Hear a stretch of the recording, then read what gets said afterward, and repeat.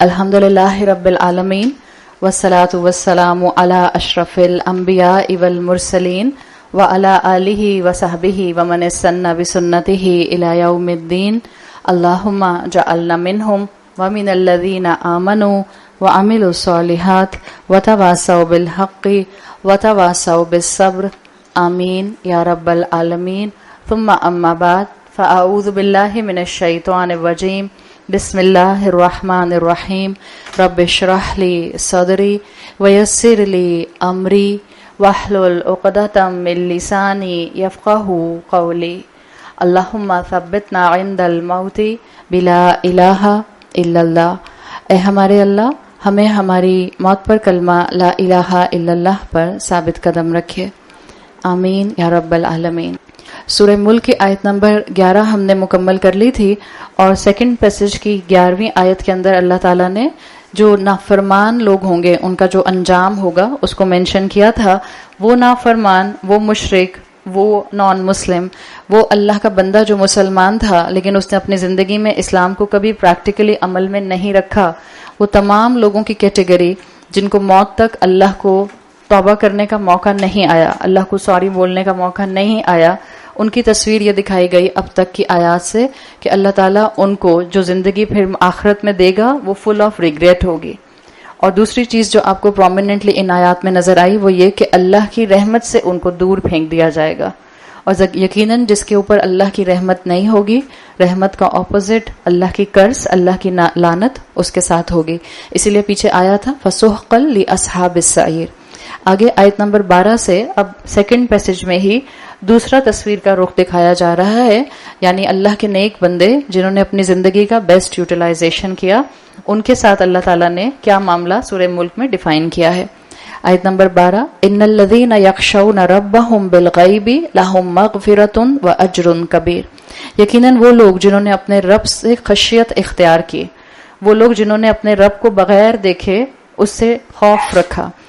یخشون ربہم بالغیب، اللہ کو ان سین میں ہونے کے باوجود انہوں نے اللہ کو ایسے ہی مانا جیسے وہ سر سے نظر آنے والی کسی بھی چیز کو مانتے تھے. لہم مغفرۃ، تو ان کے لیے پہلی چیز، پہلا انعام کیا ہے؟ ان کے لیے مغفرت ہے. واجر کبیر، اور ان کے لیے بڑا اجر ہے. اس آیت میں مومنین کی پاور آف بیلیف آپ کو نظر آتے ہیں کہ مومنین جنہوں نے غیب کی باتوں میں اپنے آپ کو اتنا کنوکشن کے ساتھ رکھا کہ غیب کی باتوں پر ایمان بھی ایسے لائے کہ اللہ تعالیٰ نے ان کو اپنا پسندیدہ بنا لیا اور اپنا قرب عطا کیا. جو پیچھے جہنم والوں کا ذکر تھا وہ ان کی موت کی بات کی تصویر تھی، اور یہاں پر جو مومنین کا ذکر ہے ان کی اس کریکٹرسٹک اور کوالٹی کے ساتھ ان کو ڈسکرائب کیا جا رہا ہے کہ وہ دنیا میں رہے کیسے، ان کا دنیا میں لائف سٹائل کیا تھا، ان کی دنیا میں ڈومینیٹنگ خوبی کیا تھی. اور دنیا میں ان کی ڈومینیٹنگ خوبی جو آ رہی ہے وہ خشیت آ رہی ہے. یخشون ربہم بالغیب، وہ اپنے رب سے خشیت رکھتے تھے. اور یہی وہ خوبی ہے جس کو آپ سورہ رحمان میں بھی پڑھتے ہیں کہ جس نے اللہ کا خوف اختیار کیا، وَلِمَنْ خَافَ مَقَامَ رَبِّهِ جَنَّتَانِ، جس نے اپنے آپ کو اکاؤنٹیبلٹی کے خوف کے ساتھ زندگی میں رکھا، اللہ تعالیٰ اس کو 2 باغ عطا کریں گے. تو یہاں پر خوبی ہے مومنین کی جو دنیا میں اللہ کے لیے اپنے لائف سٹائل کو بہترین بنانے والے تھے، کانسٹنٹلی نیکیاں کرنے والے، کانسٹنٹلی اللہ کی خاطر اپنے اعمال کو سنوارنے والے، کانسٹنٹلی عبادات میں بہتر سے بہتر کی طرف جانے والے، بیئر منیمم سے اوپر اٹھنے والے. صرف وہ نہیں کہ بس ہمیں یہ بتا دیں کہ فرض کیا ہے ہم فرض ادا کر لیں گے، فرض سے بڑھ کر عبادت کرنے والے. اور ان کی خوبی ایک اور آپ کو پریکٹیکل نوٹ پر یہ نظر آتی ہے، وہ لوگ جو خشیت رکھتے ہیں وہ عبادت گن گن کر نہیں کرتے. عبادت کے اوپر یا عبادت کے ریوارڈ کے اوپر وہ کاؤنٹر لگاتے نہیں ہیں کہ اچھا میں نے 1 نماز مسجد میں پڑھی تو مسجد میں 1 نماز پڑھنے کا 27 ٹائم زیادہ ثواب ہوتا ہے، تو اگر میں نے 5 نمازیں مسجد میں پڑھ لی تو ایک دن میں نے 135 نیکیاں کما لی. مومن ایسا نہیں ہوتا کہ گن گن کر کاؤنٹر لگا لگا کر نیکیاں کرے. ہم جانتے ہیں کہ اللہ کے رسول صلی اللہ علیہ وسلم کی حدیث آتی ہے، 3 مساجد کے بارے میں آپ نے خاص طور پر کہا کہ ان کو وزٹ کرو، یہ مبارک اور یہ بلیسڈ جگہ ہیں. مسجد اقصی میں نماز پڑھنا، 1 نماز کا ریوارڈ 500 نمازوں کے برابر ہے. اللہ کے رسول صلی اللہ علیہ وسلم کی مسجد میں نماز پڑھنا، یعنی کہ مدینہ کی مسجد میں نماز پڑھنا، مسجد نبوی میں آپ صلی اللہ علیہ وسلم نے کہا ایک نماز کا ریوارڈ 1000 نماز کے برابر ہے. اور آپ کی حدیث میں بیت اللہ کے لیے آتا ہے کہ جس نے بیت اللہ میں ایک نماز پڑھی اس کی ایک نماز کا ریوارڈ 1,00,000 نماز کے برابر ہے. بعض لوگ اپنے عمرے کی نمازیں اور اپنے حج کی نمازیں کافی سمجھتے ہیں، اس لیے کہ وہ کیلکولیشن کر کے بتاتے ہیں ہم 40 دن وہاں رہے تھے، ہم نے جو ہے وہ 30 دن نمازیں حرم میں پڑھی تھیں بیت اللہ میں، 10 دن مسجد نبوی میں پڑھی تھیں، تو اتنی تو ہماری زندگی بھی نہیں ہوتی 70 سال کی جتنا ہمیں ریوارڈ ملنا تھا، تو ہم تو اپنی عمر کی نمازیں پڑھ چکے. مسلمان وہ لوگ جو جنت میں پہنچیں گے وہ اس طرح سے کاؤنٹر لگا لگا کر کیلکولیشنز کر کر کے ریوارڈ کے لیے اور نیکیوں کے لیے گن گن کر نیکیاں نہیں کرتے تھے، بلکہ ان کا مائنڈ سیٹ کیا تھا کہ جتنا موقع مل جائے اللہ کی عبادت کرنے کا اتنی عبادت کرتے تھے. اگر دن اللہ کی عبادت میں گزرتا ہے تو رات بھی اللہ کی عبادت میں گزرتی تھی. صحابہ کی کوالٹی آتی ہے دن کے مجاہد اور رات میں عبادت میں قیام کرنے میں بہترین اللہ کے عبادت گزار ہوا کرتے تھے. ایک واقعہ آتا ہے جس سے پتہ چلتا ہے کہ گن گن کر نیکیاں نہیں کرنی چاہیے. ایک واقعہ آتا ہے امام ابو حنیفہ کے دور میں. ایک مرتبہ امام ابو حنیفہ بازار میں تھے تو انہوں نے ایک شخص کو دیکھا. آپ کو معلوم ہے کہ اس دور میں ہر انسان ہر اسکالر کو بائی فیس نہیں جانتا تھا، اس لیے کہ وہ واٹس ایپ ڈی پی نہیں ہوتی تھی، فیس بک نہیں ہوتا تھا، تصویریں نہیں ہوتی تھیں. تو امام ابو حنیفہ کوفہ کے ایک بازار میں تھے. امام ابو حنیفہ نے ایک شخص کو دیکھا، جس شخص کو یہ دیکھ رہے تھے وہ شخص ان کو نہیں جانتا تھا کہ یہ امام ابو حنیفہ ہیں. تو انہوں نے اس شخص کو دیکھا کہ اس نے ایک جگہ سے 10 دینار چوری کیے، اور جب 10 دینار چوری کیے تو دوسری جگہ جا کر اس 10 دینار سے ایک چیز 10 دینار کی خرید لی. جو چیز خریدی 10 دینار کی وہ پوری کی پوری اس نے ایز اٹ از صدقہ کر دی. امام ابو حنیفہ سب کچھ آبزرو کر رہے تھے. امام ابو حنیفہ اس کے پاس گئے اور اسے کہا کہ میں نے دیکھا ہے کہ آپ نے 3 کام کیے ہیں. آپ نے چوری کی، اس کے بعد آپ نے اس چوری کے پیسے سے فلاں چیز خریدی، پھر آپ نے جتنی بھی چوری سے چیز خریدی تھی آپ نے پوری کی پوری صدقہ کر دی. یہ کیا تھا؟ تو اس شخص نے کہا آپ کو نہیں معلوم اللہ کے رسول صلی اللہ علیہ وسلم نے کیا سکھایا ہے؟ کہنے لگا اتاجر مع اللہ، میں نے اللہ کے ساتھ ٹریڈنگ کی ہے، میں نے اللہ کے ساتھ تجارت کی ہے. کہتا ہے آپ کو نہیں معلوم اللہ کے رسول کی حدیث کا مفہوم آتا ہے کہ اگر تم گناہ کرو تو ایک ہی گناہ لکھا جاتا ہے، اور اگر تم نیکی کرو الحسنۃ بعشر امثالھا، تو نیکیاں کتنی لکھی جاتی ہیں؟ 10. تو چوری تو میں نے ایک ہی کی تھی، چاہے 10 دینار چرائے تھے، عمل تو ایک تھا نا، تو وہ تو ایک کاؤنٹ ہوا. پھر جب میں نے اس کو صدقہ کر دیا تو اب کتنی مجھے نیکیاں مل گئی؟ 10 نیکیاں مل گئی. کیا بتا رہا ہے یہ آپ کو؟ علم کی کمی، کم علم نہایت نقصان دہ ہوتا ہے. کم علم نہایت نقصان دہ ہوتا ہے. اس لیے جب زندگی میں علم کا دروازہ کھل جائے تو وہ کسی نہ کسی اینگل سے کھلا رہنا چاہیے. ہاں کبھی اس علم کے دروازے سے آپ روز گزرتے ہیں، جیسے رمضان میں الحمدللہ آپ نے 8 دن کمٹمنٹ کیا کہ آپ کنزیکیٹو 8 دن آئیں گے. کبھی آپ روز نہیں گزر رہے ہوتے، ہفتے میں 1 دن، کبھی مہینے میں 1 دن، لیکن کچھ نہ کچھ اس علم کے دروازے سے گزرنے کا آپ کا اور میرا جو ہے وہ عمل جاری رہنا چاہیے. تو یہ کم علم تھا جس کی وجہ سے اس شخص نے اتنا بڑا غلطی کا اپنا جو تھا وہ عمل کیا. بہت سے اسکالرز یہ بات کہتے ہیں کہ مسلمانوں کے اندر جو ریٹ آف ایکسٹریمزم بڑھتا جا رہا ہے وہ بھی کم علم کی وجہ سے ہو رہا ہے.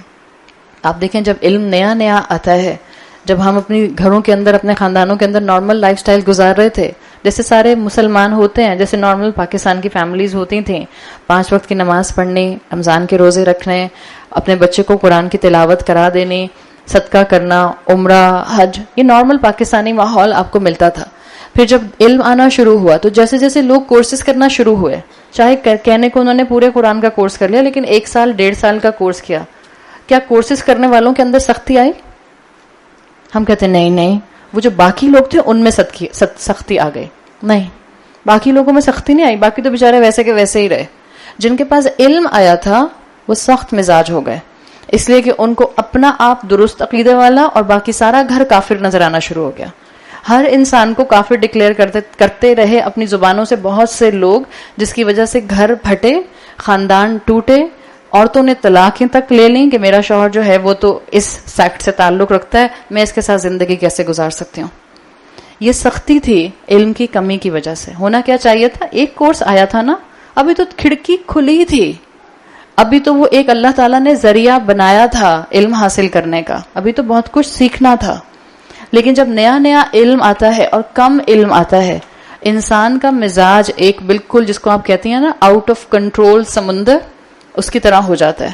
جو اس کے راستے میں آتا ہے وہ آؤٹ آف کنٹرول سمندر سونامی کی طرح اس کو تباہ کر دیتا ہے. اگر ہم علم کے راستے پر چلنے والے ہیں تو ہمارا علم ہم کو ایسا جذباتی نہ بنائے کہ ہماری عقل جو ہے وہ اس سے بالکل دور ہو اور ہمارا ایمان بھی اس سے بالکل دور ہو، اور ہم صرف اور صرف جذباتی پرسنالٹی ڈرامہ کوئنز بن کے رہ جائیں. اپنے اندر صبر اور برداشت جتنی لے کر آئیں گے اتنا علم کا اصل امپیکٹ ہمیں اپنی زندگی میں محسوس ہوگا. تو احادیث کا بھی کانسیپچولائزیشن بہت ضروری ہے. آج جب سے دین پھیل رہا ہے، آج جیسے احادیث کو واٹس ایپ میسیجز اور فیس بک میسیجز کے ذریعے خوب پروموٹ کیا جا رہا ہے، احادیث کا کانسیپچولائزیشن بہت ضروری ہے. جیسے قرآن کا فہم ضروری ہے، ایسے حدیث کا فہم بھی ضروری ہے. تو امام ابو حنیفہ نے اس شخص سے کہا کہ دیکھو تمہاری چیریٹی قبول نہیں ہوئی، اس لیے کہ تم نے جو چیریٹی دی ہے وہ تم نے چوری کے پیسے سے کی ہے. ان اللہ طیب لا یقبل الا الطیب. اللہ پاک ہے اور اللہ صرف پاک قبول کرتا ہے. اس لیے انہوں نے کہا کہ جو تمہارا یہ عمل تھا پورا جس میں تم نے 3 سٹیپ کیے، ایک چوری کی، دوسرا اس پیسے سے کچھ خریدا، تیسرا اس سے صدقہ کیا، فلم یبق معک الا السیئہ. اس پورے عمل میں تمہارے پاس صرف ایک گناہ بچ گیا، یعنی وہ 10 نیکیاں تمہیں نہیں ملی بیکاز تمہارا فاؤنڈیشن ڈسٹرب تھا، تمہاری بنیاد خراب تھی. اور اس چیز کو اگر ہم آج اپنے اوپر اپلائی کریں تو گن گن کر نیکیاں نہیں کی جاتی.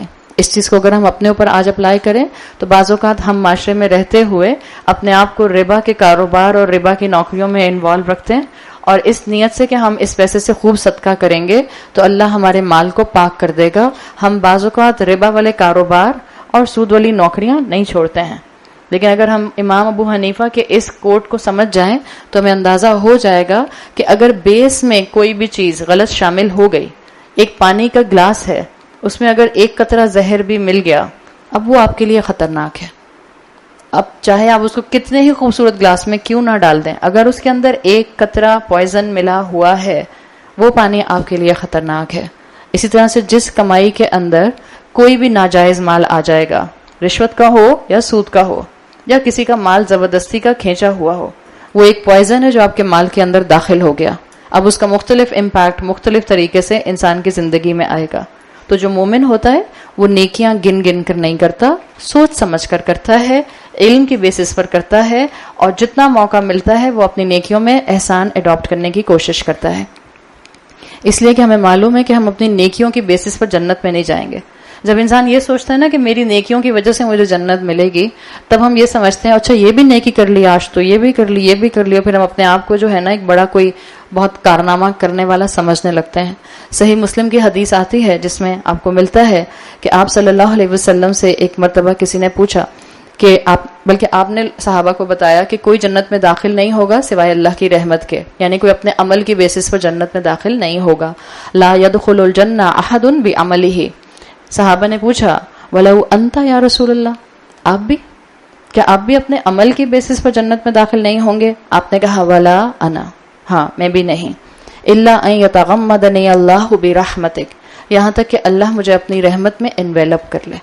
یعنی وہ جو اللہ کے حبیب ہیں، وہ جن سے اللہ تمام مخلوقات میں سب سے بڑھ کر محبت کرتا ہے، وہ جن کو گارنٹیڈ ہے کہ ان کو جنت ملے گی، وہ جن کے لیے گارنٹیڈ تھا کہ ان کو جنت کا سب سے بلند مقام ملے گا، وہ کہہ رہے ہیں کہ میں اپنے عمل کی بیسس پر جنت میں نہیں جاؤں گا یہاں تک کہ اللہ کی رحمت مجھے انویلپ کر لے. تمام انبیاء کا یہی مائنڈ سیٹ تھا، اور تمام انبیاء اس فیکٹ کو جانتے تھے کہ اپنی نیکیوں کی وجہ سے وہ جنت میں نہیں پہنچیں گے. دیر از اے ڈفرنس ان نیکی کی وجہ سے جنت میں پہنچنے کا کانسیپٹ رکھنا یا ایک وہ کانسیپٹ رکھنا جو یہ آیت سکھا رہی ہے سورہ ملک. یہ آیت مجھے اور آپ کو یہ سکھا رہی ہے کہ ہم اپنی نیکیوں کی وجہ سے جنت میں نہیں جائیں گے. ہمارا مائنڈ سیٹ اور ہماری نیکیاں ہمیں اللہ کی رحمت کا ایلیجبل کر دیتے ہیں. جو اللہ کی خشیت رکھتا ہے وہ اللہ کی رحمت کے سائے میں آنے والے عمل کرنا شروع کر دیتا ہے، اور جو اللہ کی رحمت میں انویلپ ہونا شروع ہو جاتا ہے اس کو انشاءاللہ اللہ کی رضوان اور اس کو جنت ملے گی. تو یہاں پر 2 ریوارڈز بتائے گئے ہیں نیک لوگوں کے جو جنت کے لیے ایلیجبل ہوں گے. اللہ نے ان کو پہلا ریوارڈ دیا ہے مغفرت کا، اور دوسرا ریوارڈ ہے اجر کبیر. اجر کبیر کئی طرح سے اس کو اسکالرز نے ڈیفائن کیا ہے، لیکن ظاہر ہے وقت کی کمی کی وجہ سے ہم بہت اینگل نہیں دیکھ سکتے، تو میں آپ کے سامنے اجر کبیر میں صرف الٹیمیٹ اجر کبیر کو مینشن کر رہی ہوں کہ الٹیمیٹ اجر کبیر کیا ہوگا۔ صحیح مسلم کی حدیث کا مفہوم آتا ہے کہ جنت میں ایک دن ہوگا جو اہل جنت کے لیے جمعے کے دن کی طرح کا دن ہوگا، یعنی کہ اہل جنت وہی لوگ ہیں جو دنیا میں مسلمان تھے، اہل جنت وہی لوگ ہیں جو دنیا میں پریکٹسنگ مسلمان تھے، اہل جنت وہی لوگ ہیں جن کے لیے دنیا میں عبادات بہت عام تھیں، یعنی کہ وہ اپنی عبادات میں ریگولر تھے، تو جمعے کی عبادت، جمعے کا دن، جمعے کے دن کی سنتیں ان کے لیے کوئی نئی چیز نہیں تھی۔ ایک جمعے کے دن کا اہتمام یہ بہت ہی زیادہ بلیسڈ چیز ہے۔ جمعے کے دن کو عید کیوں کہا جاتا ہے مسلمانوں کے؟ اس لیے کہ آپ صبح فجر کے بعد سے لے کر جمعے کے وقت تک، ہم میں سے زیادہ تر خواتین نماز پڑھنے نہیں جا پاتی ہیں اس لیے کہ ہماری مسجدوں میں عورتوں کی نماز کا انتظام نہیں ہوتا، لیکن ہم باقی تمام سنتیں پوری کر سکتے ہیں۔ ہم جانتے ہیں ہم پر جمعے کی نماز فرض نہیں ہے، عورتوں پر جمعے کی نماز فرض نہیں کی گئی، اس لیے کہ اللہ جانتا تھا کہ کتنی آسانیاں ہوں گی عورتوں کے لیے اور کتنی نہیں ہوں گی، لیکن جتنی بھی فجر کے بعد سے لے کر جمعے کے وقت تک، جمعے کے خطبے تک کی سنتیں ہیں وہ ضرور اڈاپٹ کیجئے۔ آپ کے گھر میں ایک ماحول ہونا چاہیے کہ سورہ کہف پڑھی جائے گی، آپ کے گھر میں ایک ماحول ہونا چاہیے کہ گھر کے تمام افراد جمعے کے دن فجر کی نماز کے بعد سے جمعے کی خطبے سے پہلے غسل لیں گے، صاف ستھرے کپڑے پہنیں گے۔ یہ نہیں کہ آپ خود ہی صبح سے لے کر شام تک نائٹی میں پھر رہی ہیں، آج تو جمعہ کچھ کام ہی نہیں تھا اس لیے کبھی اس کاؤچ پر گرتے ہیں تو کبھی اس صوفے پر گرتے ہیں۔ ایک پراپر اہتمام نظر آنا چاہیے، اور جتنا ہم یہ کریں گے انشاءاللہ اتنا ہم اس حدیث کے انڈر ان لوگوں کے درمیان میں آنے کے لیے اپنے آپ کو بزی کر لیں گے جن کو اللہ اہل جنت بنائے گا۔ تو اہل جنت جو ہوں گے ان کے لیے ایک دن جمعے کے دن کی طرح کا دن ہوگا۔ بعض احادیث کے مفہوم میں آتا ہے یہ دن جمعے کا دن کیوں کہلائے گا؟ اس لیے کہ اس دن مسلمان نماز پڑھیں گے، مسلمانوں کی عبادت ہوگی۔ وہ کیسی نماز ہوگی، وہ کیسی عبادت ہوگی، واللہ عالم، اللہ بہتر جانتا ہے۔ ہم یہ جانتے ہیں کہ جنت میں Saturday Sunday Monday Tuesday Wednesday نہیں ہوگا، کیلنڈر وہاں نہیں چلیں گے، وہاں کے اپنے کیلنڈرز ہوں گے، کیسے کیلنڈرز ہوں گے وہ بھی ہم نہیں جانتے۔ تو آپ صلی اللہ علیہ وسلم نے کہا کہ ایک دن جو ہوگا وہ مسلمانوں کے لیے جمعے کے دن کی طرح کا دن ہوگا۔ اللہ ان سے پوچھے گا حل من مزید، تم میں سے کسی کو کچھ چاہیے؟ حل شاء احد من شیء، کہ تم میں سے کسی کو بھی کسی چیز کی حاجت ہے؟ تو اہل جنت کہیں گے اللہ آپ نے ہمارے چہرے روشن کیے، اللہ آپ نے ہمیں معاف کر دیا، اور اللہ آپ نے ہمیں جنت میں داخل کر دیا، تو اب ہمیں اور کیا چیز چاہیے ہوگی؟ تو اس وقت پھر حدیث میں آتا ہے کہ اللہ تعالیٰ اپنا حجاب اٹھائیں گے، اور پھر اللہ اپنے اہل جنت، اپنے تمام بندوں کو اپنے چہرے کا دیدار کرائیں گے۔ اللہ حجاب میں ہے۔ آپ صلی اللہ علیہ وسلم کی حدیث کا مفہوم آتا ہے حجابہ النور، اللہ کا حجاب کمپلیٹلی نور ہے، یعنی اللہ حجاب میں ہے۔ اور آپ صلی اللہ علیہ وسلم کا یہ کہنا کہ حجابہ النور، آپ صلی اللہ علیہ وسلم نے معراج کے موقع کے بعد یہ واقعہ بیان فرمایا تھا۔ اللہ کا حجاب اتنا لیومینس ہے کہ آپ اس حجاب کو دیکھ نہیں سکتے۔ جب آپ کی نظر اس حجاب پر نہیں ٹکتی ہے تو جو اس حجاب کے اندر ہوگا وہ کیسا ہوگا؟ ہمیں سوچنے کا اور بہت زیادہ اس کے بارے میں جو ہے وہ امیج اس کا بنانے کا نہیں کہا گیا، لیکن اہل جنت کو اللہ تعالیٰ یہ نعمت دیں گے کہ اللہ اپنا ویل ریموو کر دے گا۔ اور پھر حدیث میں آتا ہے جس کا مفہوم ہے کہ کسی جنتی کو بڑے سے بڑے محل اور بڑی سے بڑی نعمت کے مقابلے میں ایسی نعمت نہیں ملی ہوگی نظری الی وجہ ربی، جو کہ اب اپنے رب کے چہرے پر نظر ڈالنے سے اس کو یہ نعمت ملے گی۔ بہترین نعمت، بہترین اجر کبیر، اور اسی کو ڈے آف انکریز احادیث میں کہا جاتا ہے، یوم الزیادہ، بہترین اجر ملنے کا دن جس دن اللہ اپنا دیدار اپنے جنتی بندوں کو کرائے گا، اور یہ ہوگا جنت کا بہترین انعام۔ آپ سوچیں معمولی سا، ہم اگر اپنے آپ کو سوچیں، آپ کسی انسان کو پسند کرتے ہیں اور آپ اس انسان کو بڑے عرصے سے سن رہے ہوتے ہیں، جب آپ اس کو دیکھتے ہیں تو آپ کو کتنا مزہ آتا ہے۔ اب آپ امیجن کریں اللہ کے رسول صلی اللہ علیہ وسلم کو، ہم اللہ کے رسول صلی اللہ علیہ وسلم کے بارے میں بچپن سے سنتے ہیں، بچپن سے کتابیں پڑھتے ہیں، بچپن سے گھروں میں ہم نے نام سنا، بچپن سے ہم نے الحمدللہ اللہ کے رسول صلی اللہ علیہ وسلم کی تعریف میں سیرت کی کتابیں دیکھی اور اپنے سلیبس میں پڑھا۔ آج بھی جب ہم مسجد نبوی میں جا کر بیٹھتے ہیں تو آپ کو ایک جو فیلنگز آتی ہیں مسجد نبوی میں بیٹھ کر کہ اللہ کے رسول، حالانکہ اس وقت اللہ کے رسول وہاں موجود نہیں ہوتے ہیں کہ ہمیں فزیکلی نظر آ رہے ہوں، لیکن جو آپ کو فیلنگز آتی ہیں کہ یہ وہ جگہ ہے جہاں اللہ کے رسول چلتے تھے، یہ وہ جگہ ہے جہاں اللہ کے رسول بیٹھتے تھے، یہ وہ جگہ ہے جہاں اللہ کے رسول صلی اللہ علیہ وسلم اپنے صحابہ کو تعلیم دیتے تھے، تو آپ کے اندر ایک آٹومیٹک محبت بڑھنا شروع ہو جاتی ہے. کہاں کہ جب ہم اللہ کے رسول کو دیکھیں گے تو انشاءاللہ پھر ہماری محبت کا اینگل کیا ہوگا. یہی چیز اب آپ اپنے اوپر اللہ اور اپنے خالق کے ساتھ اٹیچ کرنے کی کوشش کریں.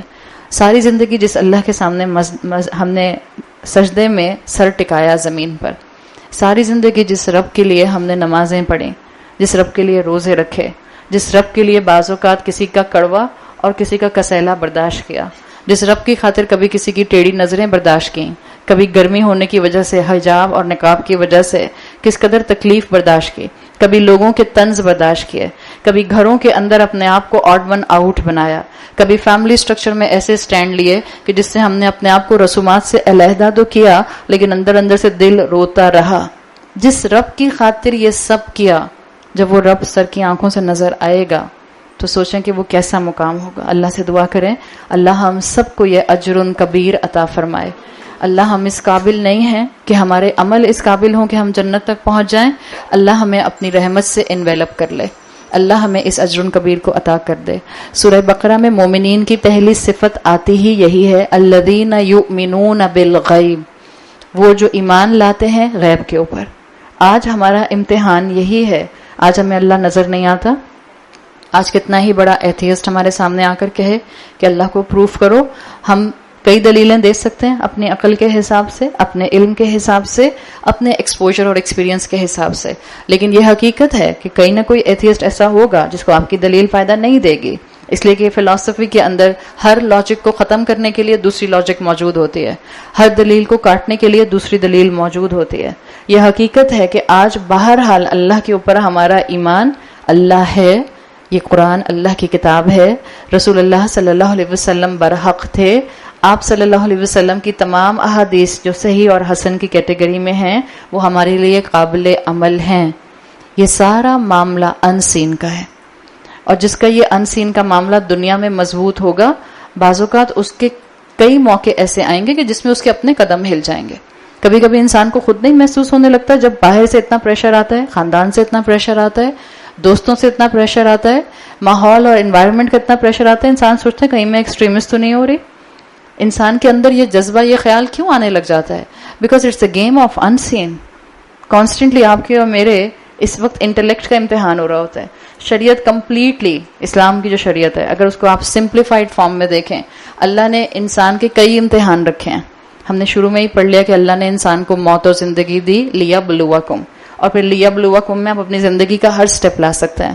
لیکن اگر آپ اس کو میجر چنک میں ڈیوائڈ کریں، ہر انسان کی زندگی شریعت نے 3 میجر چنکس میں ڈیوائڈ کی ہے.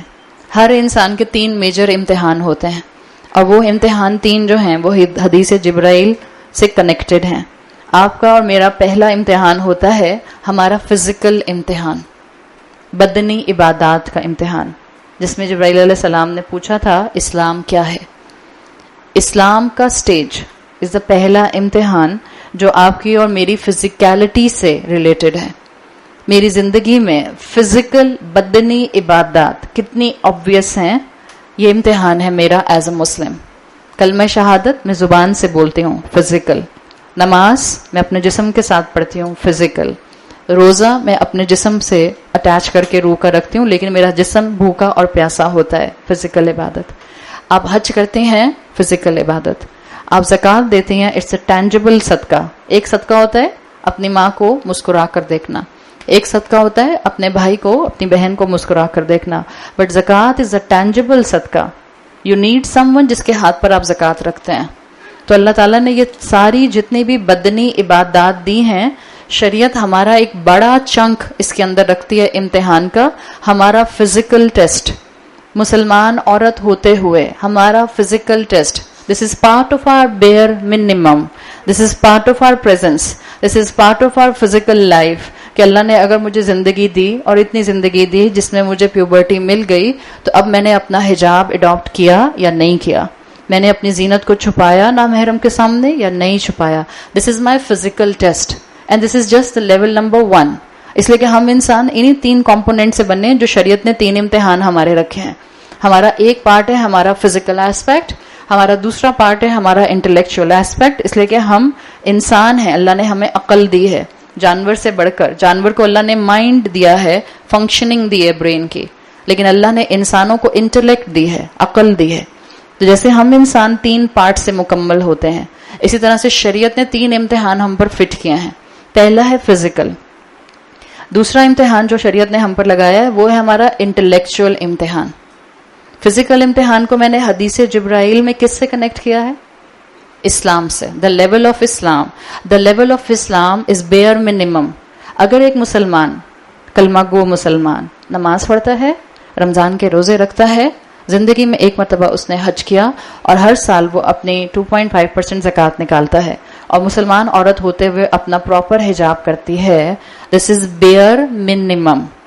کوئی ہم اللہ پر احسان نہیں کر رہے ابھی کہ میں تو حجاب کرتی ہوں، اللہ اتنی گرمی میں، اتنی ہیومیڈیٹی میں، میں تو اتنی مشکل سے جو ہوں وہ نقاب لگاتی ہوں، مجھے تو سانس بھی نہیں آتی پھر بھی میں کرتی ہوں. کوئی ہم اللہ پر احسان نہیں کر رہے. This is the physical part of our test. ہم صرف بیئر منیمم کے اوپر ہیں. تو دس از دا فزیکل ٹیسٹ جو اسلام کے لیول پر آتا ہے. دوسرا شریعت نے ہمارا جو ٹیسٹ رکھا ہے وہ ہمارا انٹلیکچوئل ٹیسٹ ہے. اینڈ انٹلیکچوئل ٹیسٹ حدیث جبرائیل کے مطابق از دا پارٹ آف ایمان. ایمان کیا ہے؟ اور ایمان سارے کا سارا گیم ہی انسین کی ہے. اسٹارٹنگ ود ایمان باللہ. اللہ ہمیں نظر نہیں آتا، اللہ کو ہم دیکھ نہیں سکتے. اللہ کی کرسی کا ہم پڑھتے ضرور ہیں مگر اللہ کی کرسی ہم نے دیکھی نہیں. اللہ کا عرش سنتے ضرور ہیں، اللہ کا عرش ہم نے دیکھا نہیں. اللہ کا عرش پانی کے اوپر ہے، سنا ضرور ہے، دیکھا نہیں. اللہ نے جنت اور دوزخ بنائی ہے، پڑھا ضرور ہے، سنا ضرور ہے، دیکھی نہیں. تو ایمان باللہ کمپلیٹلی انسین. ایمان ملائکہ کمپلیٹلی انسین. ہمارا ایمان ہے کہ ہمارے ساتھ 2 فرشتے ہمارے کندھوں پر ہوتے ہیں، دیکھے تھوڑی ہم نے کہ کیسے ہیں. اور ہمارا ایمان یہ بھی ہونا ہمیں بتاتا ہے کہ اب فرشتوں کو آپ کو اور مجھے ڈپکٹ کرنے کی ضرورت نہیں ہے کہ وہ کیوٹ کیوٹ سے چھوٹے چھوٹے سے پکسیز بنا دیا. کس نے دیکھا فرشتہ؟ کسی نے نہیں دیکھا. تو یہ پارٹ آف آر ایمان کہ ہم فرشتے پر ایمان ضرور رکھیں گے کہ فرشتہ ہے، لیکن ہم اس کو اب اس طرح سے آرٹیکولیٹ نہیں کرنا شروع کر دیں گے کہ وہ اس طرح کا ہے. جتنی احادیث میں بتا دیا گیا کہ یہ فرشتے اس سائز کے ہیں، اسی فرشتے کو ہم سن لیں گے. جیسے اللہ کے رسول صلی اللہ علیہ وسلم نے بتایا، وہ فرشتے، وہ 8 فرشتے جنہوں نے اللہ کا عرش تھاما ہوا ہے، ہیومنگس فرشتے ہیں. جبرائیل علیہ السلام کے بارے میں ہم جانتے ہیں ہیومنگس فرشتے. آپ صلی اللہ علیہ وسلم نے جب پہلی مرتبہ جبرائیل علیہ السلام کو ان کی اوریجنل فارم پر دیکھا تھا تو پورے ہورائزن پر چھائے ہوئے تھے. جب آپ غار ہرا سے نیچے آ رہے تھے، آپ کو پورے ہورائزن پر صرف جبرائیل علیہ السلام نظر آئے تھے. اسی طرح سے جو اللہ کے عرش کو تھامے ہوئے فرشتے ہیں، آپ صلی اللہ علیہ وسلم نے صرف ایک گلمپس بتایا ہے. یہ بتایا، حدیث کا مفہوم آتا ہے کہ دے آر ہیومنگس، سائز میں بہت میگنیفائڈ ہیں. اور آپ نے اس میگنیفیکیشن کو ڈیفائن کرنے کے لیے کہا کہ اس فرشتے کے ایئر لوب، یہ جو آپ کان کا حصہ ہوتا ہے، اور شولڈر کا فاصلہ 300 سال کا ہے. کیا سائز ہے اس فرشتے کا تو اللہ بہتر جانتا ہے، لیکن اللہ کے رسول صلی اللہ علیہ وسلم نے جتنا بتا دیا ہم صرف اتنا ہی اس چیز کو سمجھ سکتے ہیں. تو یہ فرشتے ہیں کمپلیٹلی انسین پر ایمان، ایمان بالغیب. اسی طرح سے آپ کا اور میرا جنت اور دوزخ پر ایمان کمپلیٹلی انسین ہے. بہت فلسفی میں آگے جانے والوں نے بحثیں کی کہ یہ صرف ورچوئل جگہ ہیں، یہ کوئی فزیکل جگہ نہیں ہیں، دنیا میں آج موجود نہیں ہیں. مسلمان کا ایمان ہے یہ فزیکل سٹیٹس ہیں، یہ فزیکل جگہ ہیں، اور یہ جنت اور دوزخ موجود ہے.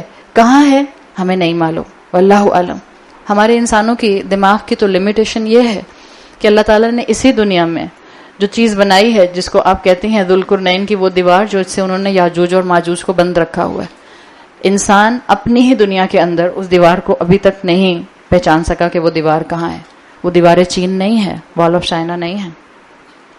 آپ کے پاس کتنا بڑا سیٹلائٹ آ جائے، آپ کتنا زیادہ جو ہے وہ بہت ہی میگنیفائڈ سوفسٹیکیٹڈ جو ہیں وہ اپنی چیزیں بنا لیں اور گیجٹس بنا لیں، بٹ نو بڈی نوز کہ وہ دیوار کہاں ہے جہاں ذوالقرنین نے اس کو بنا کر یاجوج ماجوج کو ایک طرف بند کیا ہوا ہے. یہ انسانی عقل کی لمیٹیشن ہے. It's a matter of completely belief in unseen. اور جو انسان، جو مسلمان بیئر منیمم یعنی اسلام کی عبادات کو اڈاپٹ کرنے کے ساتھ ساتھ اللہ کے لیے اپنی عقل کو انسین کے تابع کر دیتا ہے، that's the important part. Intellectually آپ اور میں کامیاب کیسے ہوں گے؟ جب ہم عقل کو قرآن کے پیچھے رکھیں گے. عقل کو قرآن کے آگے لے کر جائیں گے تو بہت دھوکہ کھائیں گے. مومن وہ ہوتا ہے یخشون ربہم کی کیٹیگری والا جو انٹلیکچوئل امتحان میں کامیاب ہوتا ہے، عقل کو پیچھے رکھتا ہے اور اپنے ریشنل کو ہمیشہ پیچھے رکھتا ہے. دس از دا سیکنڈ کمپوننٹ. ہر معاملے میں اطیعوا اللہ و اطیعوا الرسول. قرآن میں جتنی مرتبہ اطیعوا اللہ آیا ہے every time it is coupled with اطیعوا الرسول. انفیکٹ ایک مرتبہ اطیعوا الرسول اکیلا آیا ہے، وہاں اطیعوا اللہ آیا بھی نہیں ہے. تو جب ہم صرف اور صرف اس چیز کو ذہن میں رکھیں گے کہ اللہ کی بات مان لو، قرآن از انف فار می، کافی ہے میں قرآن پر عمل کر لوں، اللہ کے رسول صلی اللہ علیہ وسلم کی احادیث میں ڈاؤٹ ہے، یہ تو اتنے 100 سال کے بعد لکھی گئیں، ان کے اندر تو آج بھی جو ہے وہ صحیح اور حسن کی کیٹیگری بنتی رہتی ہے، تو بہتر ہے کہ stick yourself to the Quran. It's a فتنہ، کمپلیٹلی اٹس اے فتنہ. آپ قرآن کی اطاعت کر نہیں سکتے، آپ اللہ کی اطاعت کر نہیں سکتے جب تک کہ آپ اطیع الرسول نہیں کریں گے، جب تک آپ رسول اللہ صلی اللہ علیہ وسلم کی پوزیشن کو نہیں سمجھیں گے. تو اللہ کے رسول کی پوزیشن کو سمجھنا، اپنی عقل کو احادیث کے تابع لے کر آنا، یہ حدیث کے تابع لے کر آنا ہی ہے. بات سمجھ آئے یا نہ سمجھ آئے، سبمٹ کریں. سبمٹ کرنے میں ضروری نہیں ہوتا مجھے پہلے لاجک دیں، سمجھ آئے گی تو مانوں گی، نہیں. سبمٹ کرنے میں آپ نے سمعنا و اطعنا کرنا ہے، اور کیسے کرنا ہے؟ طوعاً و کرہن، دل کرے یا نہ کرے، سمجھ آئے یا نہ آئے، آپ نے اور میں نے اللہ کی بات کو ماننا ہے. تو یہ سیکنڈ امتحان ہے ہمارا جو اللہ تعالیٰ شریعت میں ہم لیتے ہیں. یہ کمپلیٹلی بیسڈ ہے ایمانیات پر. آپ کی اور میرے لیے تو رسول بھی ایمان بالغیب میں آتے ہیں. صحابہ نے اپنے سر کی آنکھوں سے رسول اللہ کو دیکھا تھا، اس سے پچھلے رسول تو صحابہ نے نہیں دیکھے تھے. آپ نے اور میں نے نہ پچھلے رسول دیکھے نہ اللہ کے رسول دیکھے. تو آپ کی اور میرے لیے تو رسول اللہ صلی اللہ علیہ وسلم پر بھی ایمان لانا سارٹ آف ایمان بالغیب ہے. تو جتنا انٹلیکچولی انسان اس میں کامیاب ہوتا ہے اس کا ایمان کا لیول بڑھتا رہتا ہے. تیسرا شریعت ہمارا ٹیسٹ لیتی ہے اسی اینگل سے جو کہ ہمارا تھرڈ کمپوننٹ ہے انسان کی ایگزسٹنس کا، اور وہ تھرڈ کمپوننٹ ہے ہمارا اسپرچول پارٹ، اسپرچول ایگزسٹنس. حدیث جبرائیل کے مطابق ہمارا یہ تھرڈ ٹیسٹ جو ہے یہ احسان کے لیول سے اڈاپٹڈ ہے. ہم اللہ کو نہیں دیکھ سکتے، ہم اللہ پر ایمان رکھتے ہیں، اسی لیے ہم جو عبادت کرتے ہیں وہ اس ایمان کے ساتھ کرتے ہیں کہ اگر ہمیں اللہ نظر نہیں آتا تو کیا ہوا، اللہ ہمیں دیکھتا ہے. دس از ابو ریشنل. احسان اڈاپٹ کرنا ابو ریشنل. بعض دفعہ آپ کو دلیل ملتی ہے چہرہ کور کرنے کی، بعض دفعہ آپ کو ایک دوسری طرف دلیل نہیں ملتی. یہ میں آپ کو بتا دوں، دس از ابو ریشنل. یہ تقوی کا لیول ہے.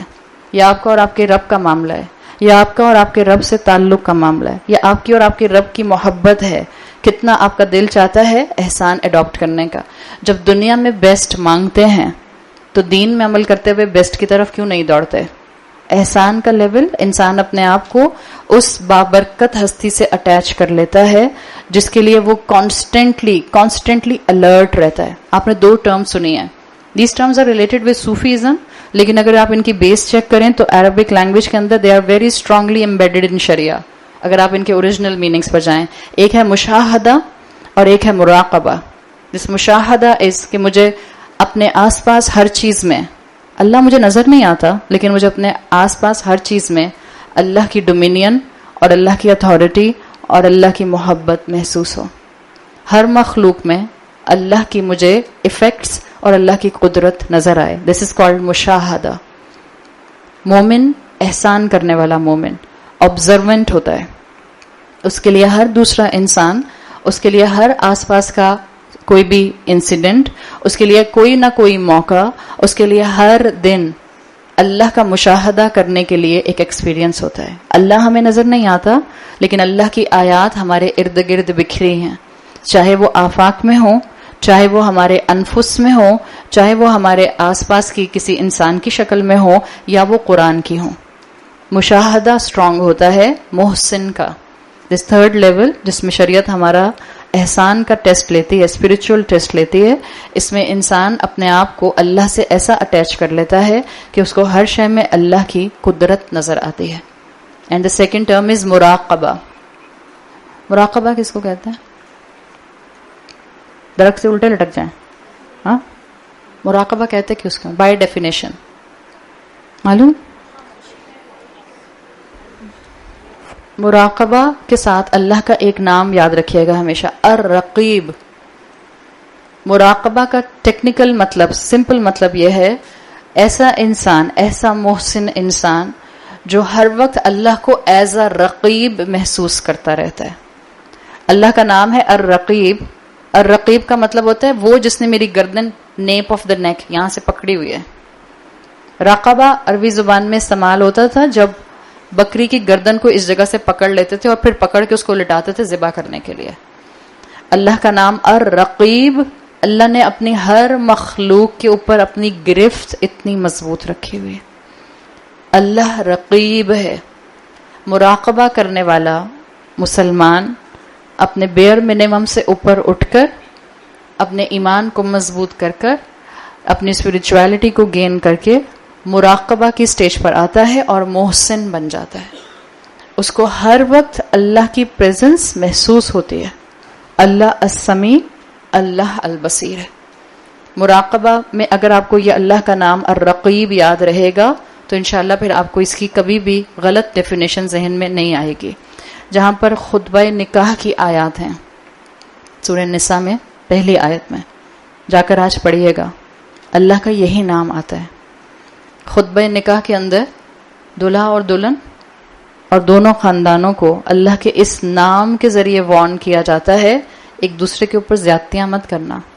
اللہ رقیب ہے. جو ظالم ہوگا اللہ سب جانتا ہے، اور اللہ کی گرفت اپنی مخلوقات پر اتنی مضبوط ہے کہ اللہ جس وقت چاہے ہماری گردن مروڑ دے. لٹرلی مراقبہ از دا ریئلائزیشن کہ مجھے اللہ کسی وقت بھی پکڑ سکتا ہے، اس لیے کہ وہ آبزرو کرتا ہے میرے ہر موو کو. تو یہ ہے وہ انسان جو اپنی زندگی میں خشیت اختیار کرتا ہے اور شریعت کے ان 3 ٹیسٹ کے اندر اپنے آپ کو ہمیشہ الرٹ رکھتا ہے.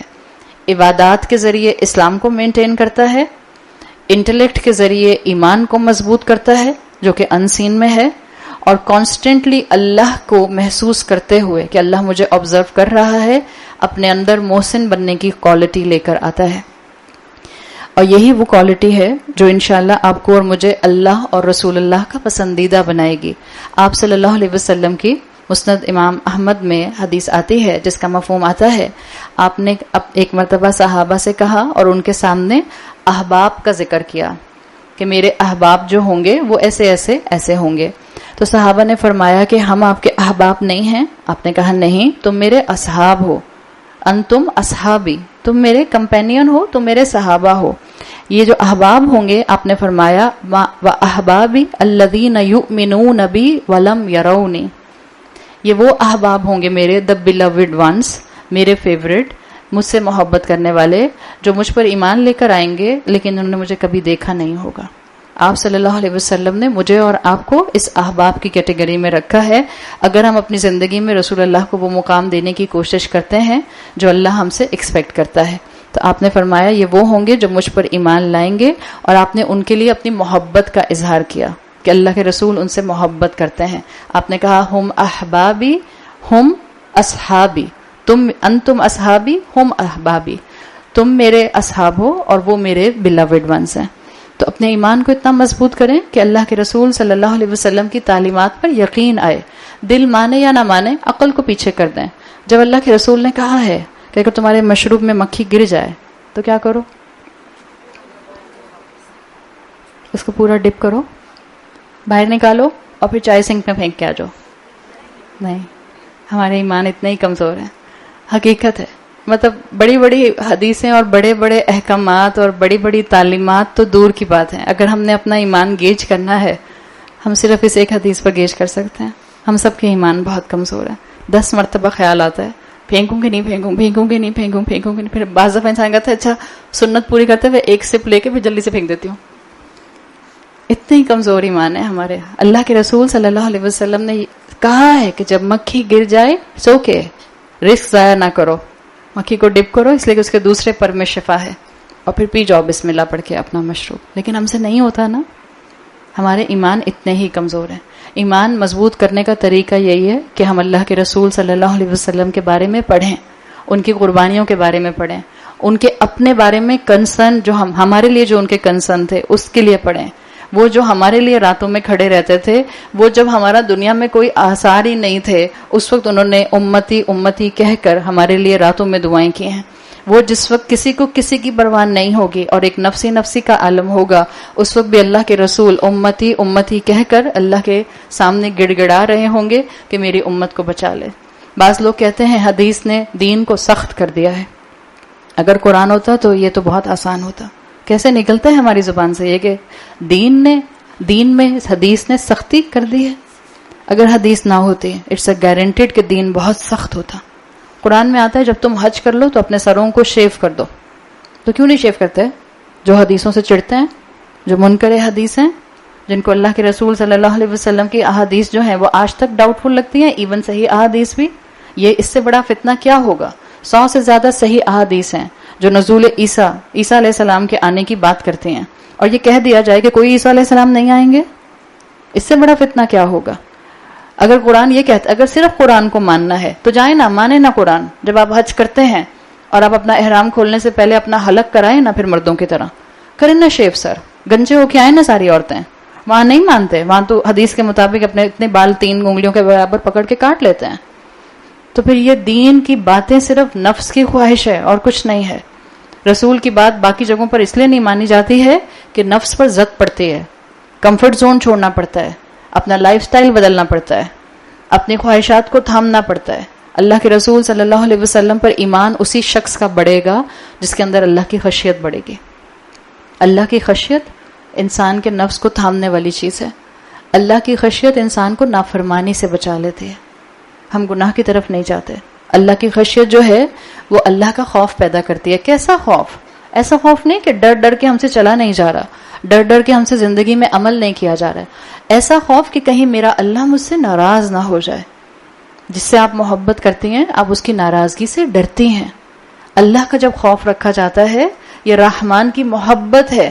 آپ دیکھیں سورہ ملک کے اندر گرافک وارننگز ہیں جہنم کی، اور اللہ کا نام آپ کو رحمان ملتا ہے 2 مرتبہ کم سے کم۔ کیوں؟ اس لیے کہ رحمان کا مطلب یہ نہیں ہے کہ وہ جو آپ کے ساتھ خدا نہ خواستہ کانسٹنٹلی صرف اور صرف غصے سے معاملہ کرنے والا ہے، وہ اس کی محبت ہے کہ وہ ہمیں نافرمانیوں سے بچا کر جنت کی طرف لے جانا چاہتا ہے۔ تو مومن کون ہوتا ہے؟ جو اس کے اختیار کی وجہ سے اس کا خوف کرتا ہے۔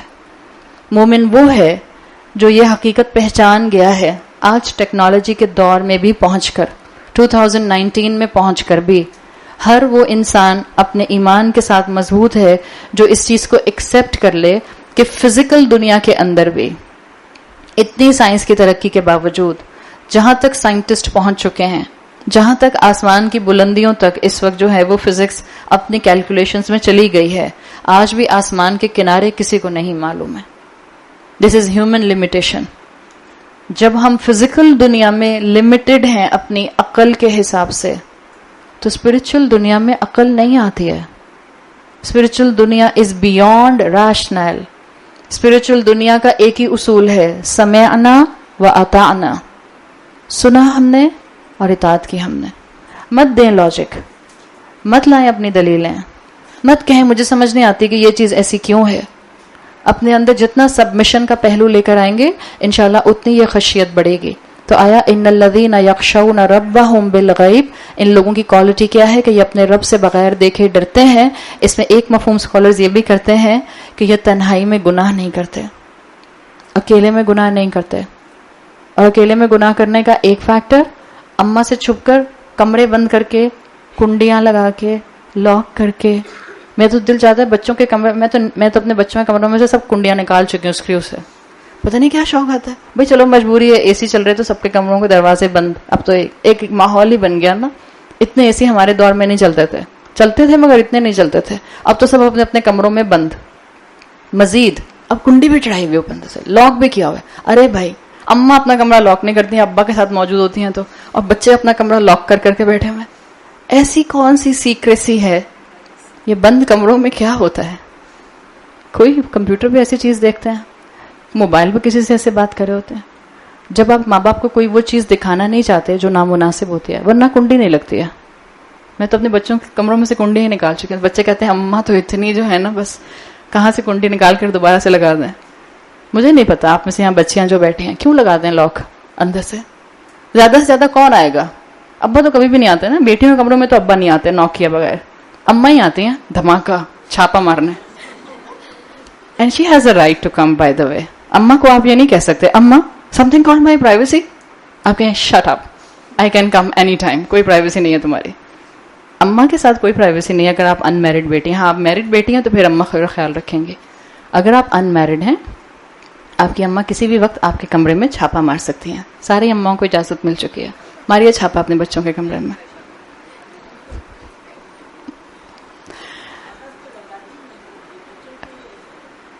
ہاں لیکن دیکھیں اس میں جو ایک اس میں فیکٹر بہت بڑا, اس میں بہت تفصیل سے اسکالرز نے بات کی ہے. ان الذین یخشون ربہم بالغیب, وہ لوگ جو تنہائی میں اپنے آپ کو گناہ سے بچاتے ہیں.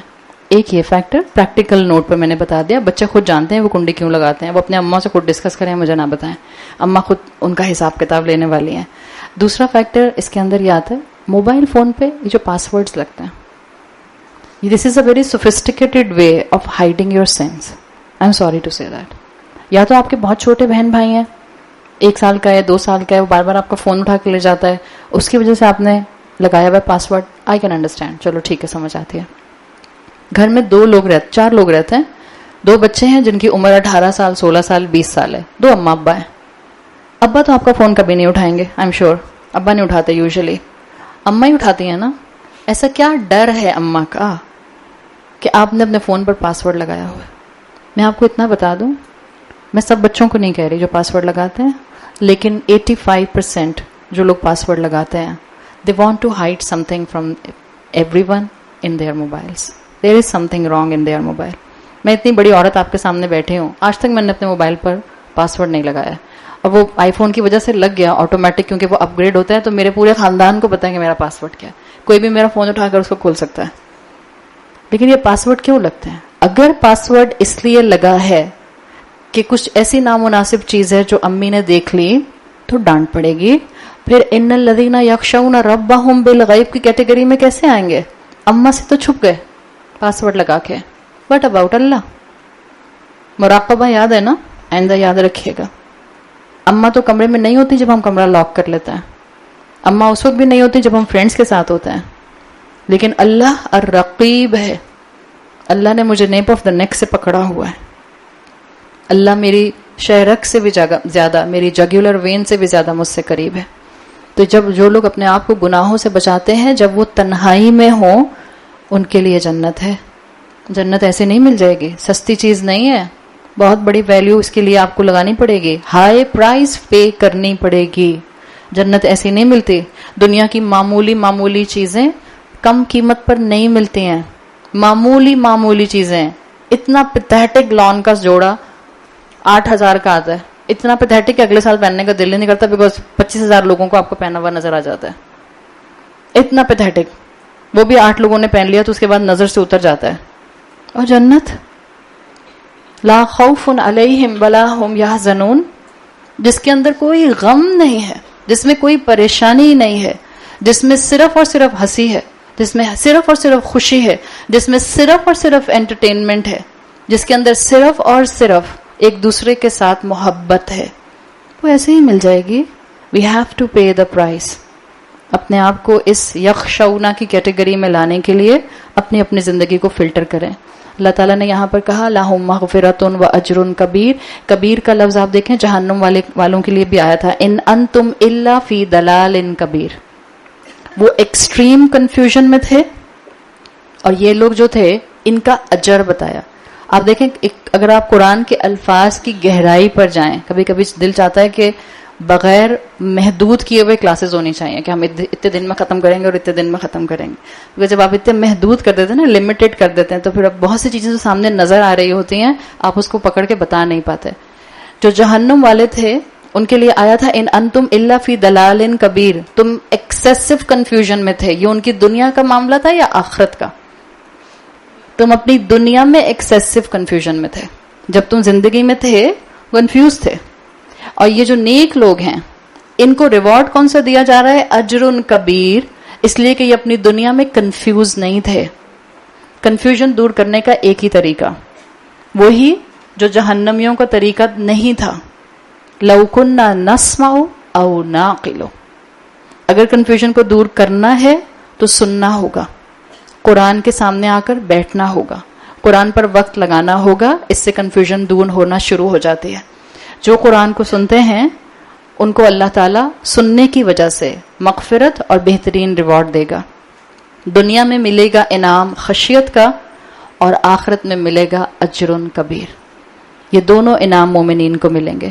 اور کوشش کریں کہ اپنی زندگی میں ہمارے ایموشنز ہمارے کنٹرول میں رہیں۔ آپ دیکھیں یہ جو لو کننا نسمع او ناقلو پیچھے آیا تھا، لسننگ نسمع، ناقلو تھنکنگ، اور یہاں آ رہا ہے یخشونا سے خشیت۔ خشیت is related with emotional matter. تو تین چیزیں ہیں، listening, thinking and emotional state. آپ جو سنتے ہیں اس سے آپ کا تھنکنگ پیٹرن بنتا ہے۔ کل بتایا تھا بہت تفصیل سے، آپ جو سنتے ہیں آپ کی پرسنالٹی ویسی بنتی جاتی ہے۔ تو آپ جو سنتے ہیں اس سے آپ کا تھنکنگ پیٹرن بنتا ہے، اور جیسا آپ کا تھنکنگ پیٹرن بنتا ہے وہی آپ کا ایموشنل اسٹیٹ ہوتی ہے۔ آپ اگر بہت زیادہ ڈرنے والی خاتون ہیں، اس کا مطلب ہے کہ آپ کا تھنکنگ پیٹرن ڈسٹرب ہے، کسی چیز کا خوف آپ کے ذہن میں ہے، آپ کے خیالات میں ہے۔ اگر آپ بہت زیادہ جذباتی خاتون ہیں، آپ کو غصہ بہت جلدی آ جاتا ہے، اس کا بھی یہ مطلب ہے کہ آپ کے تھنکنگ پیٹرن میں کہیں غلطی ہے، آپ زیادہ وہ باتیں سنتی ہیں جس سے آپ کا غصہ ایگریویٹ ہوتا ہے۔ So these 3 things are connected: listening, thinking and your emotional state۔ جتنا اچھی باتوں کو سنیں گے اتنی سوچ اچھی بنے گی، اتنا ایموشنلی آپ میچور ہوں گی۔ مومن ایموشنلی میچور ہوتا ہے۔ ایسے نہیں کہ سامنے والی آنٹی ہیں وہ کسی کو آنکھیں نکال رہی ہیں، رونا آپ شروع ہو گئیں، امی وہ مجھے دیکھ کے ایسے کر رہی ہیں۔ ایک تو ہمیں عادت ہوتی ہے نا، ہر آتے ہوئے تیر کے راستے میں ہم خود ہی آ جاتے ہیں۔ ایک محفل میں 6-7 عورتیں بیٹھی باتیں کر رہی ہیں، گھر آ کر آپ کا موڈ خراب ہو جاتا ہے، اچانک سے بیچارے ہسبینڈ کہتے ہیں اچھی خاصی گئی تھی، پتہ نہیں کیا ہو گیا، کون سا کیڑا کاٹ گیا۔ بیچارے پوچھتے ہیں کیا ہوا بیگم، کھانا اچھا نہیں تھا؟ آپ کہتے ہیں نہیں دیکھا نہیں تھا فلاں کو کیسی باتیں لگا رہی تھیں مجھے۔ وہ بیچارے کہتے ہیں نہیں آپ کا نام تو نہیں لیا تھا انہوں نے۔ ہم عورتوں کو عادت ہوتی ہے، ہم ہر آتے ہوئے طنز کے تیر کے راستے میں خود ہی آ جاتے ہیں، اہی مجھے ہی کہہ رہی ہیں۔ جو یہ مائنڈ سیٹ بنے گا آپ کی میچور ایموشنل پرسنالٹی نہیں ہو سکتی۔ مومن انٹلیکچولی میچور ہوتا ہے، مومن عبادات کے پوائنٹ آف ویو سے میچور ہوتا ہے، مومن ایموشنلی میچور ہوتا ہے۔ اور یہ سب چیزیں ہماری اسٹرانگ ہو سکتی ہیں جب ہم اپنے آپ کو کانسٹنٹلی قرآن کے سامنے لا کر بٹھائیں۔ قرآن میں آتا ہے انما یخشی اللہ من عبادہ العلماء، اللہ کی خشیت رکھنے والے بہترین لوگ کون ہوتے ہیں؟ العلماء، یعنی علم والے، جو علم سے جڑے ہوئے ہوتے ہیں، جو علم سے کنیکٹڈ ہوتے ہیں، ان کے اندر spiritual maturity, emotional maturity automatically آ جاتی ہے۔ And these 2 things are not separable. جس کے اندر قرآن کے ذریعے عقل ڈیولپ ہونا شروع ہو جائے گی، جس کو انٹلیکچوئل میچورٹی ملے گی، ڈیفینیٹلی قرآن اس کے اندر اسپرچل میچورٹی لے کر آتا ہے۔ دیر از نو تفاوت۔ یاد آیا؟ 2 آسمانوں کے درمیان میں، 7 آسمانوں کے درمیان میں کوئی تفاوت نہیں ہے۔ اسی طرح سے قرآن کی روشنی میں جو ایموشن کریٹ ہوگا، قرآن کی روشنی میں جو عقل ملے گی، دیر از نو تفاوت in it, it's beautifully blended, beautifully blended. آپ کی نماز آپ کو برائی سے روکے گی۔ ان الصلاۃ تنہی عن الفحشاء والمنکر۔ اگر نمازیں بھی ہیں اور زبان ابیوسو زبان بھی استعمال کرتی ہے، اور جسم جو ہے وہ اللہ کا فحش بنا ہوا ہے اس وقت ایک مینیفیسٹیشن میں نافرمانی کی، اور انسان کی زندگی کے اندر گناہ شامل ہیں، اس کا مطلب ہے نماز روک نہیں رہی، نماز سوچ سمجھ کر نہیں پڑھی جا رہی۔ جب نماز زندہ ہوتی ہے تو انسان کا اسپرچل اور ایموشنل میچورٹی لیول نظر آتا ہے، اور اسی کے لیے قرآن نے کہا ہے ان الصلاۃ تنہی عن الفحشاء والمنکر۔ تو اپنے آپ کو اللہ کی ساتھ اس طرح سے اٹیچ کریں کہ اللہ کا کلام آپ کو اپنی زندگی میں زندہ ہوتا ہوا محسوس ہو۔ آگے فرمایا آیت نمبر 13 میں وَأَسِرُّوا قَوْلَكُمْ أَوْ اجْهَرُوا بِهِ، تم اپنی بات کو چھپاؤ یا ظاہر کرو، إِنَّهُ عَلِيمٌ بِذَاتِ الصُّدُورِ، وہ تمہارے سینوں کے راز جاننے والا ہے۔ اس آیت کو دونوں طرح سے اسکالرز نے ٹریٹ کیا ہے۔ جنرل سینس میں وہ کہتے ہیں کہ یہ اسی پیسج میں پیچھے آئے ہوئے کفار کو بھی کہا گیا ہے کہ اپنی زندگی میں وہ جو بھی پلاٹ کرتے ہیں، اپنی زندگی میں نافرمانی کے لیے جو بھی پلان بناتے ہیں، اللہ کی ناشکری کے لائف سٹائل کے اندر اپنے آپ کو دین سے دور کرنے کے لیے جو بھی اسکیم کرتے ہیں، اللہ سب جانتا ہے۔ چاہے وہ اس کو ظاہر کریں یا وہ اس کو چھپائیں. اور دوسرا اینگل مومنین کے لیے ہے، اور خاص طور پر زیادہ انکلینیشن مفسرون کی مومنین کے لیے آتی ہے، اس لیے کہ دوسرے پیسج میں آیت نمبر پیچھے والی جو 12 تھی وہ بھی مومنین کے متعلق تھی. تو زیادہ تر مفسرون انکلائنڈ ہیں کہ اللہ تعالیٰ نے ہر مومن کو بہترین تسلی دی ہے اس آیت کے اندر. اسروا قولکم او اجہروا بہ، کبھی تم اپنی زبان سے اظہار کر دیتے ہو اللہ کے سامنے اپنی تکلیف کا دعاؤں کے اندر، کبھی اللہ سے کانورسیشن کرتے ہوئے، کبھی اللہ سے کلام کرتے ہوئے. جب انسان کو بہت تکلیف ہوتی ہے تو انسان پھر اللہ سے باتیں کرتا ہے. جب انسان بہت زیادہ ہرٹ ہوتا ہے تو وہ اللہ کے سامنے اپنے دکھ کو بیان کرتا ہے. تو اللہ کہہ رہا ہے چاہے تم کبھی اپنا دکھ بیان کرو، چاہے کبھی تمہارے دل میں تکلیف ہو. دل میں تکلیف ہوتی ہے نا، یہ جو آگے جملہ آیا ہے انہ علیم بذات الصدور، صدر چیسٹ کو کہتے ہیں، اور چیسٹ کے اندر آپ کا پورا ریب کیج اور دل آ جاتا ہے. آپ جیسے یہ بات اکثر سنتی ہیں نا کہ کسی کام نے it made my chest seized, میرا سینہ تنگ ہو گیا. اس سے سینہ تنگ ہونے کا مطلب یہ نہیں ہوتا کہ آپ نے بیلٹ لگا لی ہے، آپ کی ریبز بہت ٹائٹ ہو گئی ہیں. دس از فیگوریٹو. آپ کے ایموشنز آپ کے دل میں ہوتے ہیں نا، تو جب آپ ہرٹ ہوتے ہیں تب آپ کہتی ہیں کہ سینہ تنگ ہو گیا ہے، میرا دل ٹوٹ گیا ہے. ہم کہتے ہیں اب دل ٹوٹ گیا کہ میڈیکل سائنس کے مطابق دل کے 2 ٹکڑے ہو گئے، رپ اپارٹ. دل ٹوٹتا ہے نا، دل ٹوٹتے ہیں ہمارے. ہمارے دل تو ایسے ہر آئے دن ہی ٹوٹتے رہتے، ہر وقت سمت بانڈ، اسکاچ ٹیپ، ایلفی سب جو لگانا چاہیں سب لگی ہوئی ہے، یو ہو سب لگی ہوئی ہے. آئے دن دل ٹوٹتے ہیں نا. دل کیسے ٹوٹتا ہے؟ کیا وہ دل فزیکلی ٹوٹتا ہے یا ایموشنلی ٹوٹتا ہے؟ اللہ کہہ رہا ہے انہ علیم بذات الصدور. جب تمہارا دل ٹوٹتا ہے اللہ جانتا ہے. جب تمہیں ایموشنلی پین ہوتی ہے اس کے راستے پر چلتے ہوئے اللہ جانتا ہے. اپنے آپ کو تنہا نہ سمجھو، اللہ تمہارے ساتھ ہے. اللہ ٹوٹے ہوئے دلوں کو مینڈ کرنا جانتا ہے. دس از این ایکسپریشن، بالکل جیسے ہم اردو میں ایک ایکسپریشن استعمال کرتے ہیں دل کا ٹوٹنا، اللہ نے یہ ایکسپریشن استعمال کیا ہے ہمارے اس دل کے ٹوٹنے کو بتانے کے لیے. انہ علیم بذات الصدور. اللہ تمہارے سینے کی ہر کیفیت کو جانتا ہے. اللہ تمہاری کہی ہوئی اور نہ کہی ہوئی ہر بات کو جانتا ہے. اور کیوں جانتا ہے؟ آیت نمبر 14 میں آیا الا یعلم من خلق، کس نے بنایا ہے تمہیں؟ کیا وہی نہیں جانے گا جس نے تمہیں تخلیق کیا ہے؟ وہو اللطیف الخبیر، اور وہ بہت باریک بین اور باخبر ہے. جس نے پیدا کیا وہی نہیں جانے گا. اللہ has full view of your life. اللہ تمہاری زندگی کے ایک ایک قدم کو جانتا ہے. اس کی ہدایت کو تھامو، تمہیں اسپرچولی، انٹلیکچولی اور ایموشنلی اسٹرینتھ ملے گی. آپ میں سے جس کو لگتا ہے کہ آپ کی پرسنالٹی ایک کمزور پرسنالٹی ہے، بعض اوقات خواتین کو محسوس ہو جاتا ہے نا، بات بات پر رونا آتا ہے، بہت اچھی بات زبان پر آ رہی ہوتی ہے لیکن الفاظوں میں اس کو آرٹیکولیٹ کرنا نہیں آ رہا ہوتا. بعض اوقات دل چاہتا ہے کہ اپنے دل کی بات کسی کو کہی جائے. بعض مائیں اپنے دل کی بات اپنی اولاد کو نہیں کہہ پاتی، بعض بیویاں اپنے دل کی بات اپنے شوہروں کو نہیں کہہ پاتی ہیں. اور اس لیے پھر انسان کی پرسنالٹی آہستہ آہستہ آہستہ آہستہ ایموشنلی ویک ہوتی جاتی ہے. اس میں کوئی نہ کوئی پاسٹ ایکسپیرینس ہوتا ہے کہ کسی ایسے انسان کے ساتھ زندگی گزری ہوتی ہے، یا کوئی ایسا انسان زندگی میں آیا ہوتا ہے جس نے آپ کو بولی کیا ہوتا ہے، چاہے وہ آپ کا بچپن ہو، چاہے وہ آپ کی جوانی ہو، چاہے ہو سکتا ہے کوئی آپ کا اسکول کا فرینڈ ہی کیوں نہ ہو. تو اگر آپ میں سے کسی کو بھی محسوس ہوتا ہے کہ آپ کا سٹریس لیول بہت جلدی اپ اینڈ ڈاؤن کرتا ہے، آپ میں سے کسی کو محسوس ہوتا ہے آپ ایموشنلی ویک ہیں، آپ میں سے کسی کو لگتا ہے آپ کسی کی مدد کرنا چاہتے ہیں، کوئی انسان آپ کے سامنے رو رہا ہوتا ہے لیکن آپ سے جملہ نہیں بولا جاتا، آپ اسے دگنا رونا شروع کر دیتے ہیں. اگر آپ کے اندر یہ سب چیزیں ہیں، میں آپ کو حقیقت بتا رہی ہوں، آپ کی پرسنالٹی آل دا وے بہترین طریقے سے پالش ہو سکتی ہے اگر آپ قرآن کے سامنے آ کر بیٹھ جائیں. آپ کو جو ایموشنل اسٹرینتھ قرآن دے گا، آپ کو جو ایموشنل اسٹرینتھ اللہ کے ناموں سے ملے گی، آپ کو جو فزیکل اور انٹلیکچوئل اسٹرینتھ اللہ کے کلام سے ملے گی، یہ آپ کو ایک مضبوط پرسنالٹی بنائے گی.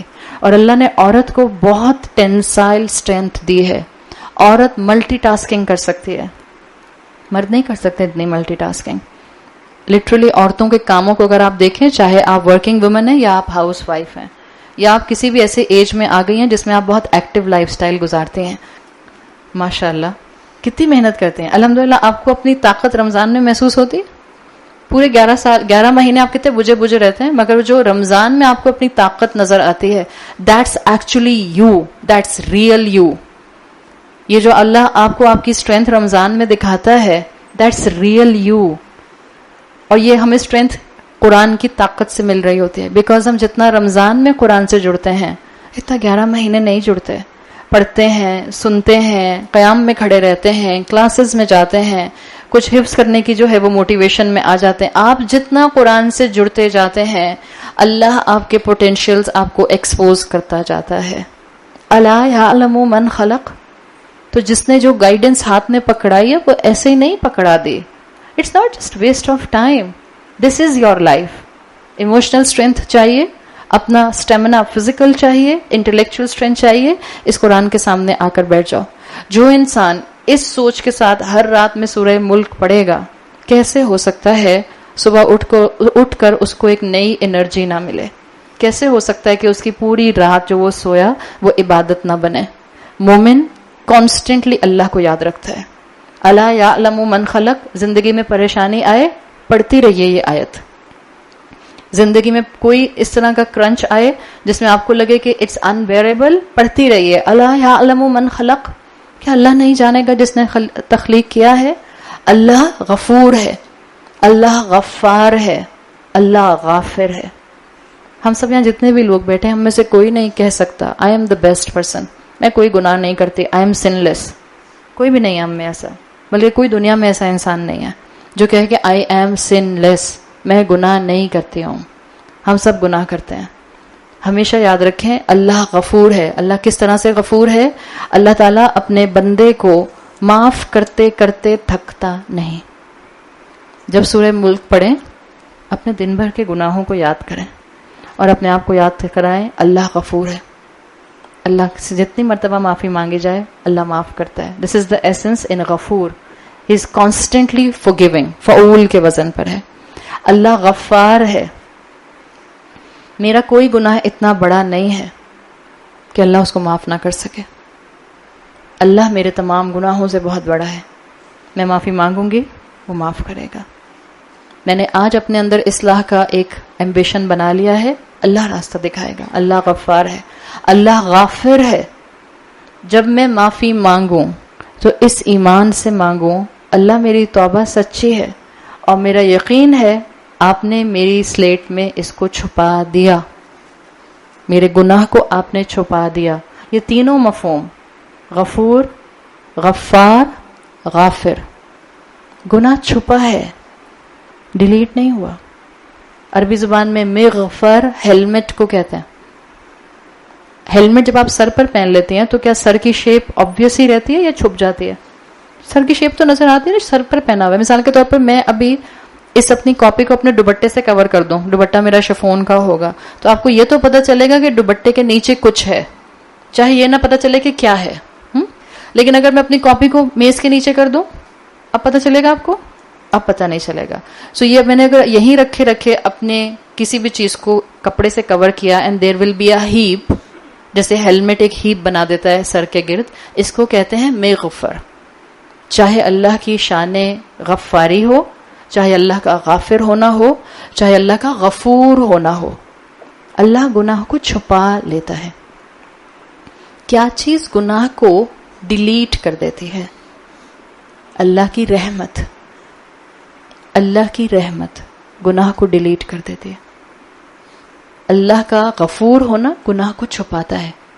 معاف کر دیا نا اس نے، گناہ ہے وہاں پر، ڈھانپ لیا اس نے. جبھی تو حدیث میں آتا ہے مفہوم کہ تم لوگوں کے گناہوں پر پردہ ڈالو، آخرت میں اللہ تمہارے گناہوں پر پردہ ڈالے گا. اللہ پردہ ڈال دے گا. اللہ اپنی رحمت سے اپنے بندے کے گناہوں کو کمپلیٹلی ڈیلیٹ کر دیتا ہے. عبداللہ ابن مسعود رضی اللہ عنہ سے آتا ہے کہ جب اللہ اپنے بندے سے محبت کرتا ہے تو اللہ اس کو رحمت اور مغفرت دیتا ہے. اور اللہ کیا کرتا ہے؟ مثال کے طور پر عبداللہ ابن مسعود نے بہت پیاری مثال دی. وہ کہتے ہیں کہ کسی انسان کی دوسرے انسان سے کوئی لڑائی جھگڑا ہوا، فرض کریں آپ کا کسی سے جھگڑا ہوا اور آپ کو لگا کہ آپ کی غلطی تھی، آپ نے جا کر معافی مانگ لی، معافی بھی مانگ لی. اب جب آپ نے معافی مانگ لی تو آپ کا دل تو صاف ہو گیا نا، غلطی آپ نے کی تھی، آپ نے معافی مانگ لی. بٹ جس کے ساتھ آپ نے زیادتی کی تھی کبھی کبھی ایسا ہوتا ہے کہ معافی مانگنے کے باوجود اس کے دل میں غصہ رہتا ہے. This can happen with us also. کسی نے ہمارے ساتھ زیادتی کی لیکن پھر انہوں نے سوری بول دیا, لیکن پھر بھی دل میں ہلکی سی کھٹک تو رہتی ہے نا, ایک کریک تو آ جاتا ہے. عبداللہ ابن مسعود کہتے ہیں اللہ کی رحمت بندے روز محشر میں کیسے آبزرو کریں گے کہ جب کسی دو انسانوں کے درمیان میں جھگڑا ہوا ہوگا اور جس نے زیادتی کی ہوگی اس نے معافی تو مانگی ہوگی, لیکن جس پر ظلم ہوا تھا اس کے دل میں ہلکا سا ایک جذبہ تھا غصے کا. اللہ کی رحمت یہ ہوگی, اللہ روز محشر اس شخص کے غصے کو بھلا دے گا. اگر اس کو یاد رہے غصہ تو کیا ہوگا, غصہ یاد رہے گا تو وہ اللہ کے سامنے کلیم کرے گا. تو اللہ کی رحمت کیا ہوگی کہ اللہ اس شخص کے دل میں سے اس غصے کو بھلا دے گا اور اس کو برابر کا ریوارڈ دے گا جتنا ریوارڈ اس نے آپ کو سوری بولنے پر دیا ہے. الا یعلم من خلق, وہ تو بہانے ڈھونڈتا ہے معاف کرنے کے. ہم ہی توبہ کرنے والے نہ بنے تو اس میں ہمارا قصور ہے. ہمیشہ اللہ سے مغفرت اور رحمت مانگے, ہمیشہ. یہ دعاؤں کے چند دن ہیں. اللہ سے گڑ گڑا کر مغفرت اور اللہ کی رحمت مانگیں. اللہ اس مہینے میں ہمیں مغفرت عطا کر, ہم اس رمضان سے نکلیں نہ جب تک کہ آپ ہمیں بخش نہ دیں, اور اللہ باقی 11 مہینے اپنی رحمت کے سائے میں رکھ. آپ نے حضرت آدم علیہ السلام اور بی بی حوا کی دعا بچپن سے پڑھی ہے, اس میں یہ دونوں ایلیمنٹ ہیں. ربنا ظلمنا انفسنا وان لم تغفر لنا وترحمنا لنکونن من الخاسرین. اللہ ہم آپ کے محتاج ہیں مغفرت کے لیے بھی, اور زندگی بھر آپ کے محتاج ہیں رحمت کے لیے بھی. تو اللہ کے ساتھ اپنے آپ کو اٹیچ کریں. اللہ ہماری نیچر کو جانتا ہے, اس لیے اللہ نے کہا ہے وَهُوَ اللطیف الخبیر. ہم لطیف کا ترجمہ اردو میں کرتے ہیں باریک بین, یہ کرتے ہیں نا اردو کے ترجموں میں. وہ باریک بین ہے اور باخبر ہے. میں آپ کو 5 میننگز بتا رہی ہوں لطیف کے, اور جس کی زندگی میں یہ 5 میننگ, جہاں آپ اپنی نماز پڑھتے ہیں یا جو آپ کی دعاؤں کی کتاب ہے یا جو بھی کتاب آپ کے ہاتھ میں فریکوینٹلی آتی ہے, آپ یہ وہ 5 میننگ کا ایسنس اپنے پاس لکھ کر رکھیں اور بار بار اپنے آپ کو یاد کرائیں کہ اللہ آپ کے لیے لطیف کیسے ہے. نمبر 1 ایسنس اس کے اندر جو آیا ہے الا یعلم من خلق وهو اللطیف الخبیر. لطیف کہتے ہیں لام طافا, وہ جو آپ کے سیکرٹ ایشوز کو, ڈیلیکیٹ ایشوز کو جانتا ہے. اللہ ہمارے ڈیلیکیٹ سیکرٹ ایشوز کو جانتا ہے. دیکھیں خبیر آیا ہے نا ساتھ میں, خبیر وہ والے معاملات ہوتے ہیں جو آپ نے ایکسچینج کیے دنیاوی طور پر. اللہ میرے دنیاوی اعمال جانتا ہے. لطیف جو میرے دل کی گہرائیوں میں چھپا ہوا ہے, ڈیلیکیٹ میٹرز. کبھی کبھی انسان اپنے رشتوں سے کچھ ایسی چیزیں ایکسپیکٹ کر رہا ہوتا ہے جس کو زبان پر نہیں لا سکتا ہے. ایسا ہوتا ہے نا, کبھی ماں اولاد سے کرتی ہے, کبھی اولاد ماں باپ سے کرتی ہے, کبھی شوہر بیوی سے کرتا ہے, کبھی بیوی شوہر سے کرتی ہے, کبھی بہن بھائی ایک دوسرے سے کرتا ہے. اللہ ہمارے وہ ڈیلیکیٹ میٹرز کو جانتا ہے. اللہ کو میری شخصیت کا علم ہے. دیکھیں اللہ نے تخلیق کیا, الا یعلم من خلق, تخلیق اس نے کیا. تو میری پرسنالٹی میں, جو میری فطرت میں اللہ نے کوالٹیز رکھی ہیں, ہم یہاں جتنے بھی انسان ہیں, ہماری فطرت اللہ التی فطر الناس جمیعا, ہماری فطرت ایک ہے, ہم اللہ کو پہچانتے ہیں, لیکن ہماری صفات اور ہماری انکلینیشنز الگ الگ ہیں. آپ میں سے کوئی اچھا بول سکتا ہے, کوئی اچھا لکھ سکتا ہے, کوئی اچھی طرح سے ایڈمنسٹریٹو چیزوں کو دیکھ سکتا ہے, کوئی آرٹسٹ ہے, کوئی رائٹر ہے, مختلف چیزوں ہیں, مختلف انکلینیشنز ہیں. اللہ ہر پرسنالٹی کی ڈیٹیلز کو جانتا ہے. تو لطیف کیسے ہے؟ اس نے میری زندگی کا ہر انسیڈنٹ میری شخصیت کو سامنے رکھتے ہوئے ڈیزائن کیا ہے ود ویری ڈیلیکیسی. میری زندگی میں کون ماں باپ, کون بہن بھائی, کون شوہر, کون اولاد, کیسا سسرال, کیسے حالات اور واقعات. یہ ایبرپٹ نہیں ہے, یہ ایبرپٹ نہیں ہے. جب انسان اللہ کو لطیف اس طرح سے سمجھتا ہے تو اس کا برے سے برا شوہر بھی کسی نہ کسی خیر کا باعث اس کو نظر آنے لگ جاتا ہے. اس لیے کہ کوئی ایسا انسان اللہ نے دنیا میں نہیں بنایا جو کمپلیٹلی برائی ہو, بالکل جیسے اللہ نے کوئی انسان نہیں بنایا جو کمپلیٹلی اچھائی ہو. We are combination of both. اور ہمیں سکھایا گیا ہے لوگوں کی اچھائیوں پر نظر رکھو اور برائیوں کو اوور لک کر جاؤ. ماں باپ کی اچھائیوں پر فوکس رکھو، ماں باپ کی کمزوریوں کو اوور لک کر جاؤ. اللہ نے ہر شخص، اللہ لطیف کیسے ہے، دس از نمبر 1 میننگ. اللہ میری شخصیت کو جانتا ہے اور اللہ نے میری شخصیت کو جانتے ہوئے میرے آس پاس زندگی، انسان، رشتے، حالات کریٹ کیے ہیں. یہ آپ کو ایمان دے گا انشاءاللہ. ایک نام اللہ کا، لیکن آپ کو ایمان دے گا. اللہ آپ کو جس راستے سے چاہے گا اس راستے سے انشاءاللہ خیر کی طرف لے کر آئے گا. اس کا مطلب ہے my life is the grand planning of the grand planner. میری زندگی ابرپٹ نہیں ہے جیسے آج کے بہت سے ایگنوسٹکس کہنے لگ گئے یہ خود بخود ہی کائنات بن گئی، خود بخود ہی ٹائم چل رہا ہے، خود بخود چیزیں ایج کرتی ہیں، خود بخود ختم ہو جائیں گی. No, it's not like this. Everything is planned. سب چیزیں ایک بڑی پلاننگ کا حصہ ہیں. تو ایک میننگ، میری شخصیت کو جان کر میری زندگی کے حالات ڈیزائن کیے گئے ہیں. دوسرے میننگز، اللہ تعالیٰ نے ان آیات میں 12 سے لے کر 14 تک مومن کی دنیا کی زندگی ڈیفائن کی ہے. یخشون ربہم آخرت میں نہیں آ رہا کہ وہ روز محشر پہ کھڑے ہو کر اللہ کا خشیت کر رہے ہیں. یہ ان کا دنیا کا لائف سٹائل ہے. تو جب اللہ مومن کو دنیا کے لائف سٹائل کے حساب سے بتانا چاہ رہا ہے، اللہ تمہارے حالات، تمہاری قربانی، تمہارا رونا، تمہارے سینے کی کیفیت، تمہارے ایموشنز کو جانتا ہے. جب وہ تمہارے لیے اکارڈنگلی پلان کرتا ہے تو یاد رکھو اللہ لطیف ہے، اس نے اتنی ہی باریکی سے تمہارے لیے تمہاری پسند کی جنت تیار کی ہے. تمہارے لیے تمہاری جنت. جب بھی ہر انسان کی جنت انڈیویجول ہوگی، نو شیئرنگ. آج کل کے بچے بہت اچھی طرح سمجھ سکتے ہیں بیکاز ان کو اپنے بہن بھائی کے ساتھ کوئی کمرہ شیئر نہیں کرنا ہوتا. نو شیئرنگ ان جنہ. اللہ نے تمہاری انکلینیشن، اللہ جانتا ہے نا کس انسان میں، مثال کے طور پر بعض انسانوں کے اندر اپوزٹ جینڈر اٹریکشن زیادہ ہوتی ہے. اللہ جانتا ہے نا، جس نے اللہ کی خاطر کنٹرول کیا، جس نے اپنی نظر کی حفاظت کی، جس نے اپنے آپ کو حرام ریلیشن شپ سے بچایا، جس نے دعوت انویٹیشن ملنے کے باوجود اپنے آپ کو کسی اس قسم کی چیزوں میں انوالو نہیں کیا. اللہ جانتا ہے. اللہ تمہاری انکلینیشنز کے مطابق تم کو جنت عطا کرے گا. ایک اور امتحان آج کی دنیا میں پاپ اپ ہوا ہے ان دا ینگ کراؤڈ. یہ جو جینڈر ریکگنیشن ایشو ہے، دنیا سوشیولوجی اس بات کو آج بہت پروموٹ کر رہی ہے کہ جینڈر وینڈر کوئی بایولوجیکل جینڈر کوئی چیز نہیں ہوتی ہے. یہ دنیا ڈکٹیٹ کر دیتی ہے کہ آپ عورت ہیں یا مرد ہیں. And this is a huge issue. اللہ کرے کہ ہمارے بچوں کو بہت ڈیٹیل اس کی نہ معلوم ہو، مگر جو بچے گھروں سے نکل رہے ہیں، جو بچے پاکستان سے باہر نکل کر یونیورسٹیز میں جا رہے ہیں، یس دس از اے ایشو. یہاں کے بچوں کو بھی بہت معلوم ہے، ڈپینڈ کرتا ہے بچوں کا ایکسپوجر کتنا ہے. بٹ یہ دنیا کا ایشو ہے اس وقت. جینڈر ریکگنیشن ایشو اس وقت پوری دنیا کو اپنے کور میں لیے ہوئے ہے. اس وقت انسانوں کے اندر سے جینڈر ڈائیورسٹی ختم کی جا رہی ہے. یہ مرد عورت کوئی چیز نہیں ہوتی ہے. معاشرہ ڈکٹیٹ کر دیتا ہے آپ کو سرٹن رولز بتا کے کہ آپ آدمی ہیں یا آپ عورت ہیں. جس انسان کو ایسی انکلینیشن، بعض لوگوں کی سائیکولوجیکل انکلینیشنز ماحول کی وجہ سے، plus there are certain dietary factors. میں اب اس وقت اس کی تفصیل میں نہیں جا سکتی بیکاز اس وقت کا ٹائم نہیں ہے. There are lots of reasons around the world جس کی وجہ سے یہ چیزیں جو ہیں یہ سائیکولوجیکل میک اپ کے اندر انسانوں کے آ رہی ہیں. انسان اپنی جینڈر کے لیے کنفیوز ہو رہا ہے.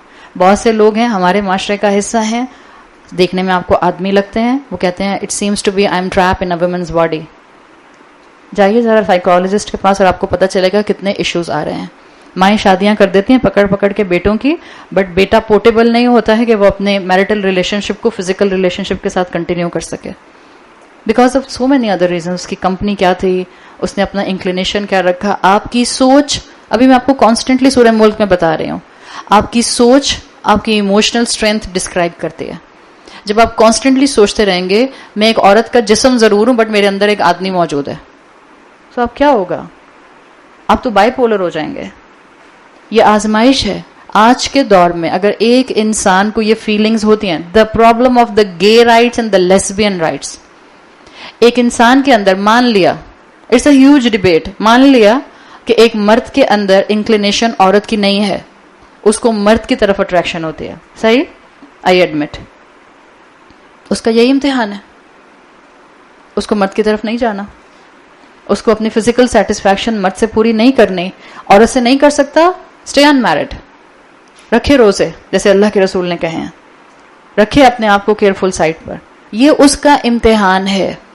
یہ اس کے اندر اس وقت جو بھی بایو ٹیکنیکل ایشو آیا ہے, ماحول کی وجہ سے, ڈائٹ کی وجہ سے, سوچ کی وجہ سے, اس کی آس پاس کی ایکٹیویٹیز اور ہیبٹس کی وجہ سے, یہ اس کا امتحان ہے. تو ہر انسان کا امتحان الگ ہے. لیسبین لڑکیاں باہر کے ملکوں میں نہیں ہیں, ہمارے اسکولز اور کالجز کے اندر لیسبین بچیاں ہیں.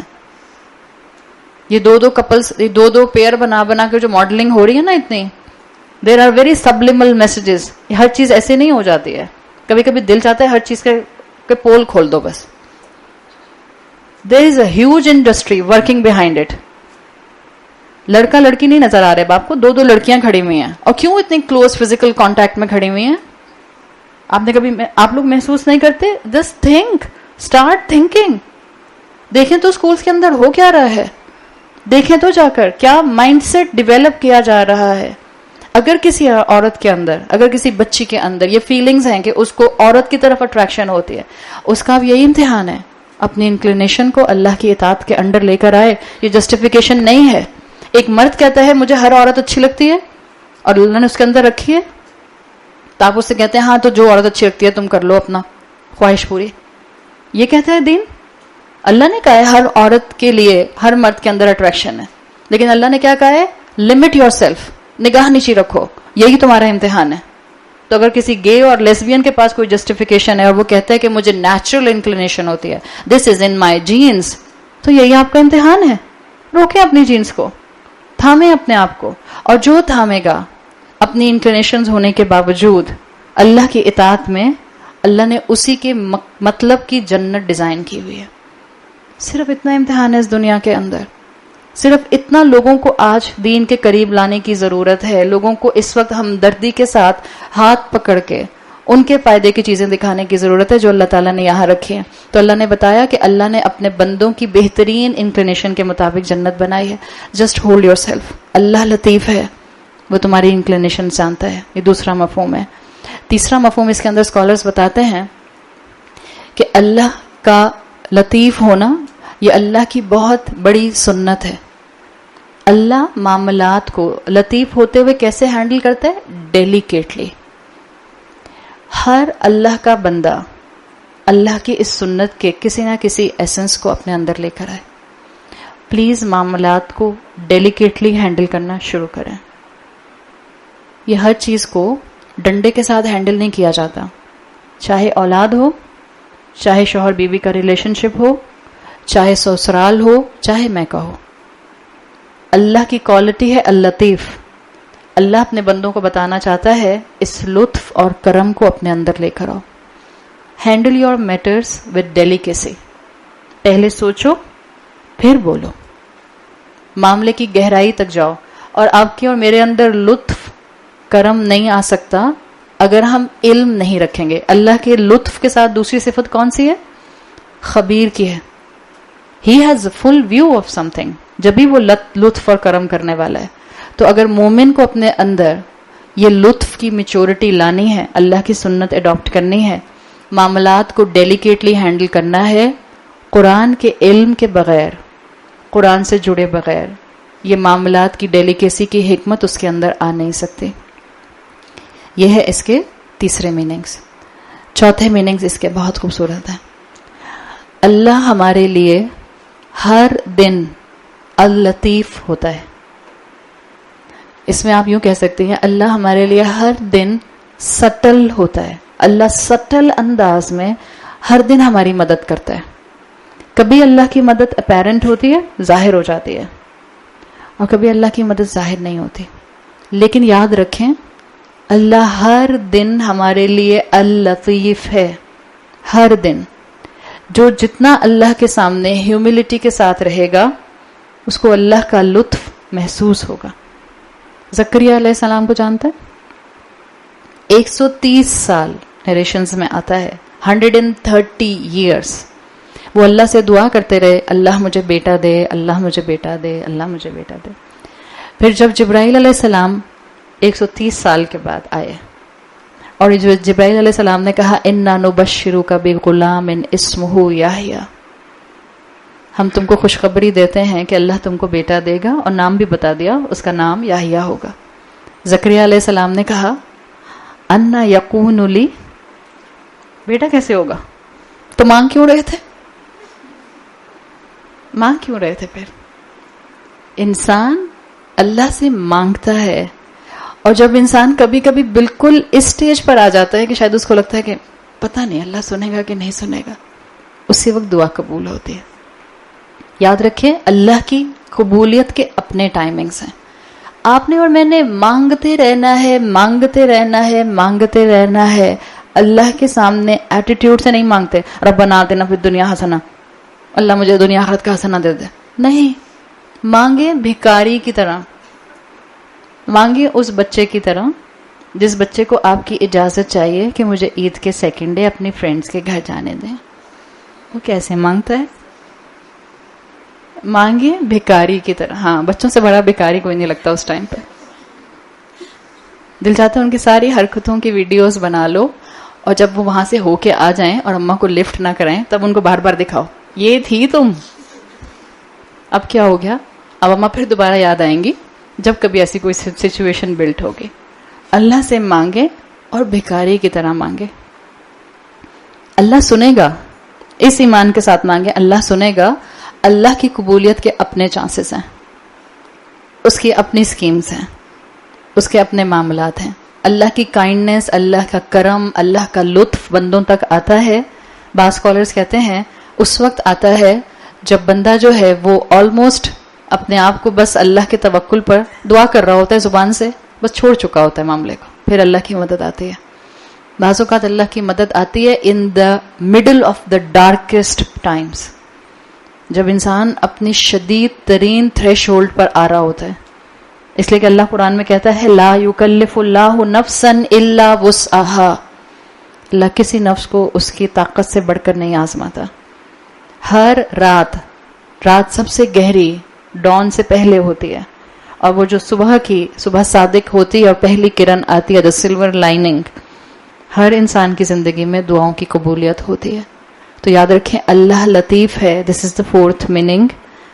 اللہ اپنے بندے کے ساتھ دعاؤں کی قبولیت کا معاملہ کرتا ہے، اس کی پلاننگ اپنی ہوتی ہے، اس کے ٹائمنگز اپنے ہوتے ہیں۔ ہمارا کام کیا ہے؟ زکریا علیہ السلام 130 سال دعائیں مانگتے رہے۔ آپ اور میں 3 دن دعا مانگتے ہیں اور پھر کہتے ہیں سنتا ہی نہیں اللہ۔ اب میں بس اللہ کو پتا ہے، بار بار مانگنے کی کیا ضرورت ہے، وہ تو دلوں کا حال بھی جانتا ہے، کیا جانے وہاں پر بیٹھ کر مانگتی رہوں؟ نہیں، مانگے اور بار بار مانگے۔ اللہ کے رسول صلی اللہ علیہ وسلم کی حدیث کا مفہوم آتا ہے کہ تم جیسا اللہ کے بارے میں گمان کرتے ہو اللہ کو تم ویسے ہی پاتے ہو۔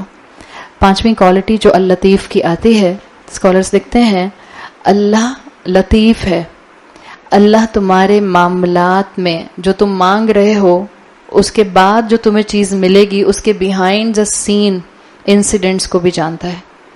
تو کبھی وہ تمہیں دیتا ہے، کبھی وہ تم سے روک لیتا ہے۔ یہ اس کا لطف ہوتا ہے کہ وہ تمہیں ہر وہ چیز ہاتھ میں نہیں تھما دیتا جو تم مانگتے ہو، آؤٹ آف رحمہ، آؤٹ آف محبت، اس لیے کہ وہ چاہتا ہے کہ ہر طرح سے تمہارے ساتھ خیر کا معاملہ ہو۔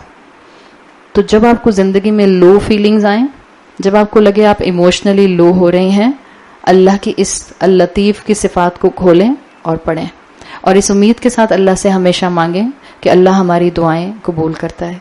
اللہ تعالی ہمارے لیے اس قرآن کے فہم کو کنٹین کرنا اور اس پر عمل کرنا آسان بنا دے۔ اللہ قیامت کے دن اس علم کو ہماری نیکیوں کے اسکیل میں سب سے ہیویسٹ بنائے۔ اللہ ہمیں اس علم کو آگے پہنچانے والا اپنے عمل اور اخلاق کے ذریعے بنا دے۔ اللہ ہمیں اپنے والدین کے لیے بہترین صدقہ جاریہ بنا دے۔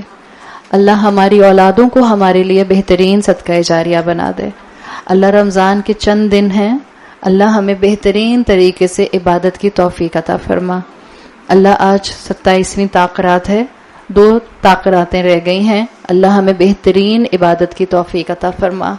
اللہ ہماری تمام دعائیں قبول فرما۔ اللہ ہمارے گھروں میں امن اور سکون اور خوشیاں عطا فرما۔ اللہ ہم سب کو صحت اور ایمان کی طاقت عطا فرما۔ اللہ ہمیں چلتے پھرتے اس دنیا میں رکھیے، کبھی کسی کا محتاج نہ کیجیے گا۔ اللہ ہماری اولادوں کو اس دین کی محبت، اپنی محبت اور رسول اللہ کی محبت عطا فرما۔ اللہ ہمارے زندگی میں جو قرآن کی کھڑکی کھلی ہے علم کی، اللہ اس کھڑکی کو ہمیشہ کھلا رکھے۔ اللہ ہمارے وقت میں برکت عطا فرمائیے۔ اللہ ہماری صحت اور زندگی میں برکت عطا فرمائیے۔ اللہ ہمارے رزق کو حلال اور برکت والا بنائیے۔ اللہ ہمیں اور ہماری اولاد اور ہماری ذریت کو ہمیشہ رزق حلال کا نوالا کھلائیے۔ اللہ ہماری جو خطائیں اور غلطیاں ہیں اللہ معاف فرما دیجئے۔ اللہ ہمیں معاف فرما دیجئے۔ اللہ ہماری گردنوں کو قبر اور جہنم کے عذاب سے محفوظ رکھیے۔ اللہ ہمیں اور ہماری اولادوں کو جہنم کے عذاب سے محفوظ رکھیے۔ اللہم احسن عاقبتنا فی الامور کلہا واجرنا من خزی الدنیا وعذاب الآخرہ۔ اللہم انک عفو کریم تحب العفو فاعف عنا۔ اللہم انک عفو کریم تحب العفو فاعف عنا۔ اللہم انک عفو کریم تحب العفو فاعف عنا۔ سبحانک اللہم و بحمدک اشہد ان لا الہ الا انت استغفرک و اتوب الیک۔ جزاک اللہ خیرا۔ کل انشاءاللہ کلاس میں 3 بجے شروع کر دوں گے۔ السلام علیکم ورحمۃ اللہ وبرکاتہ۔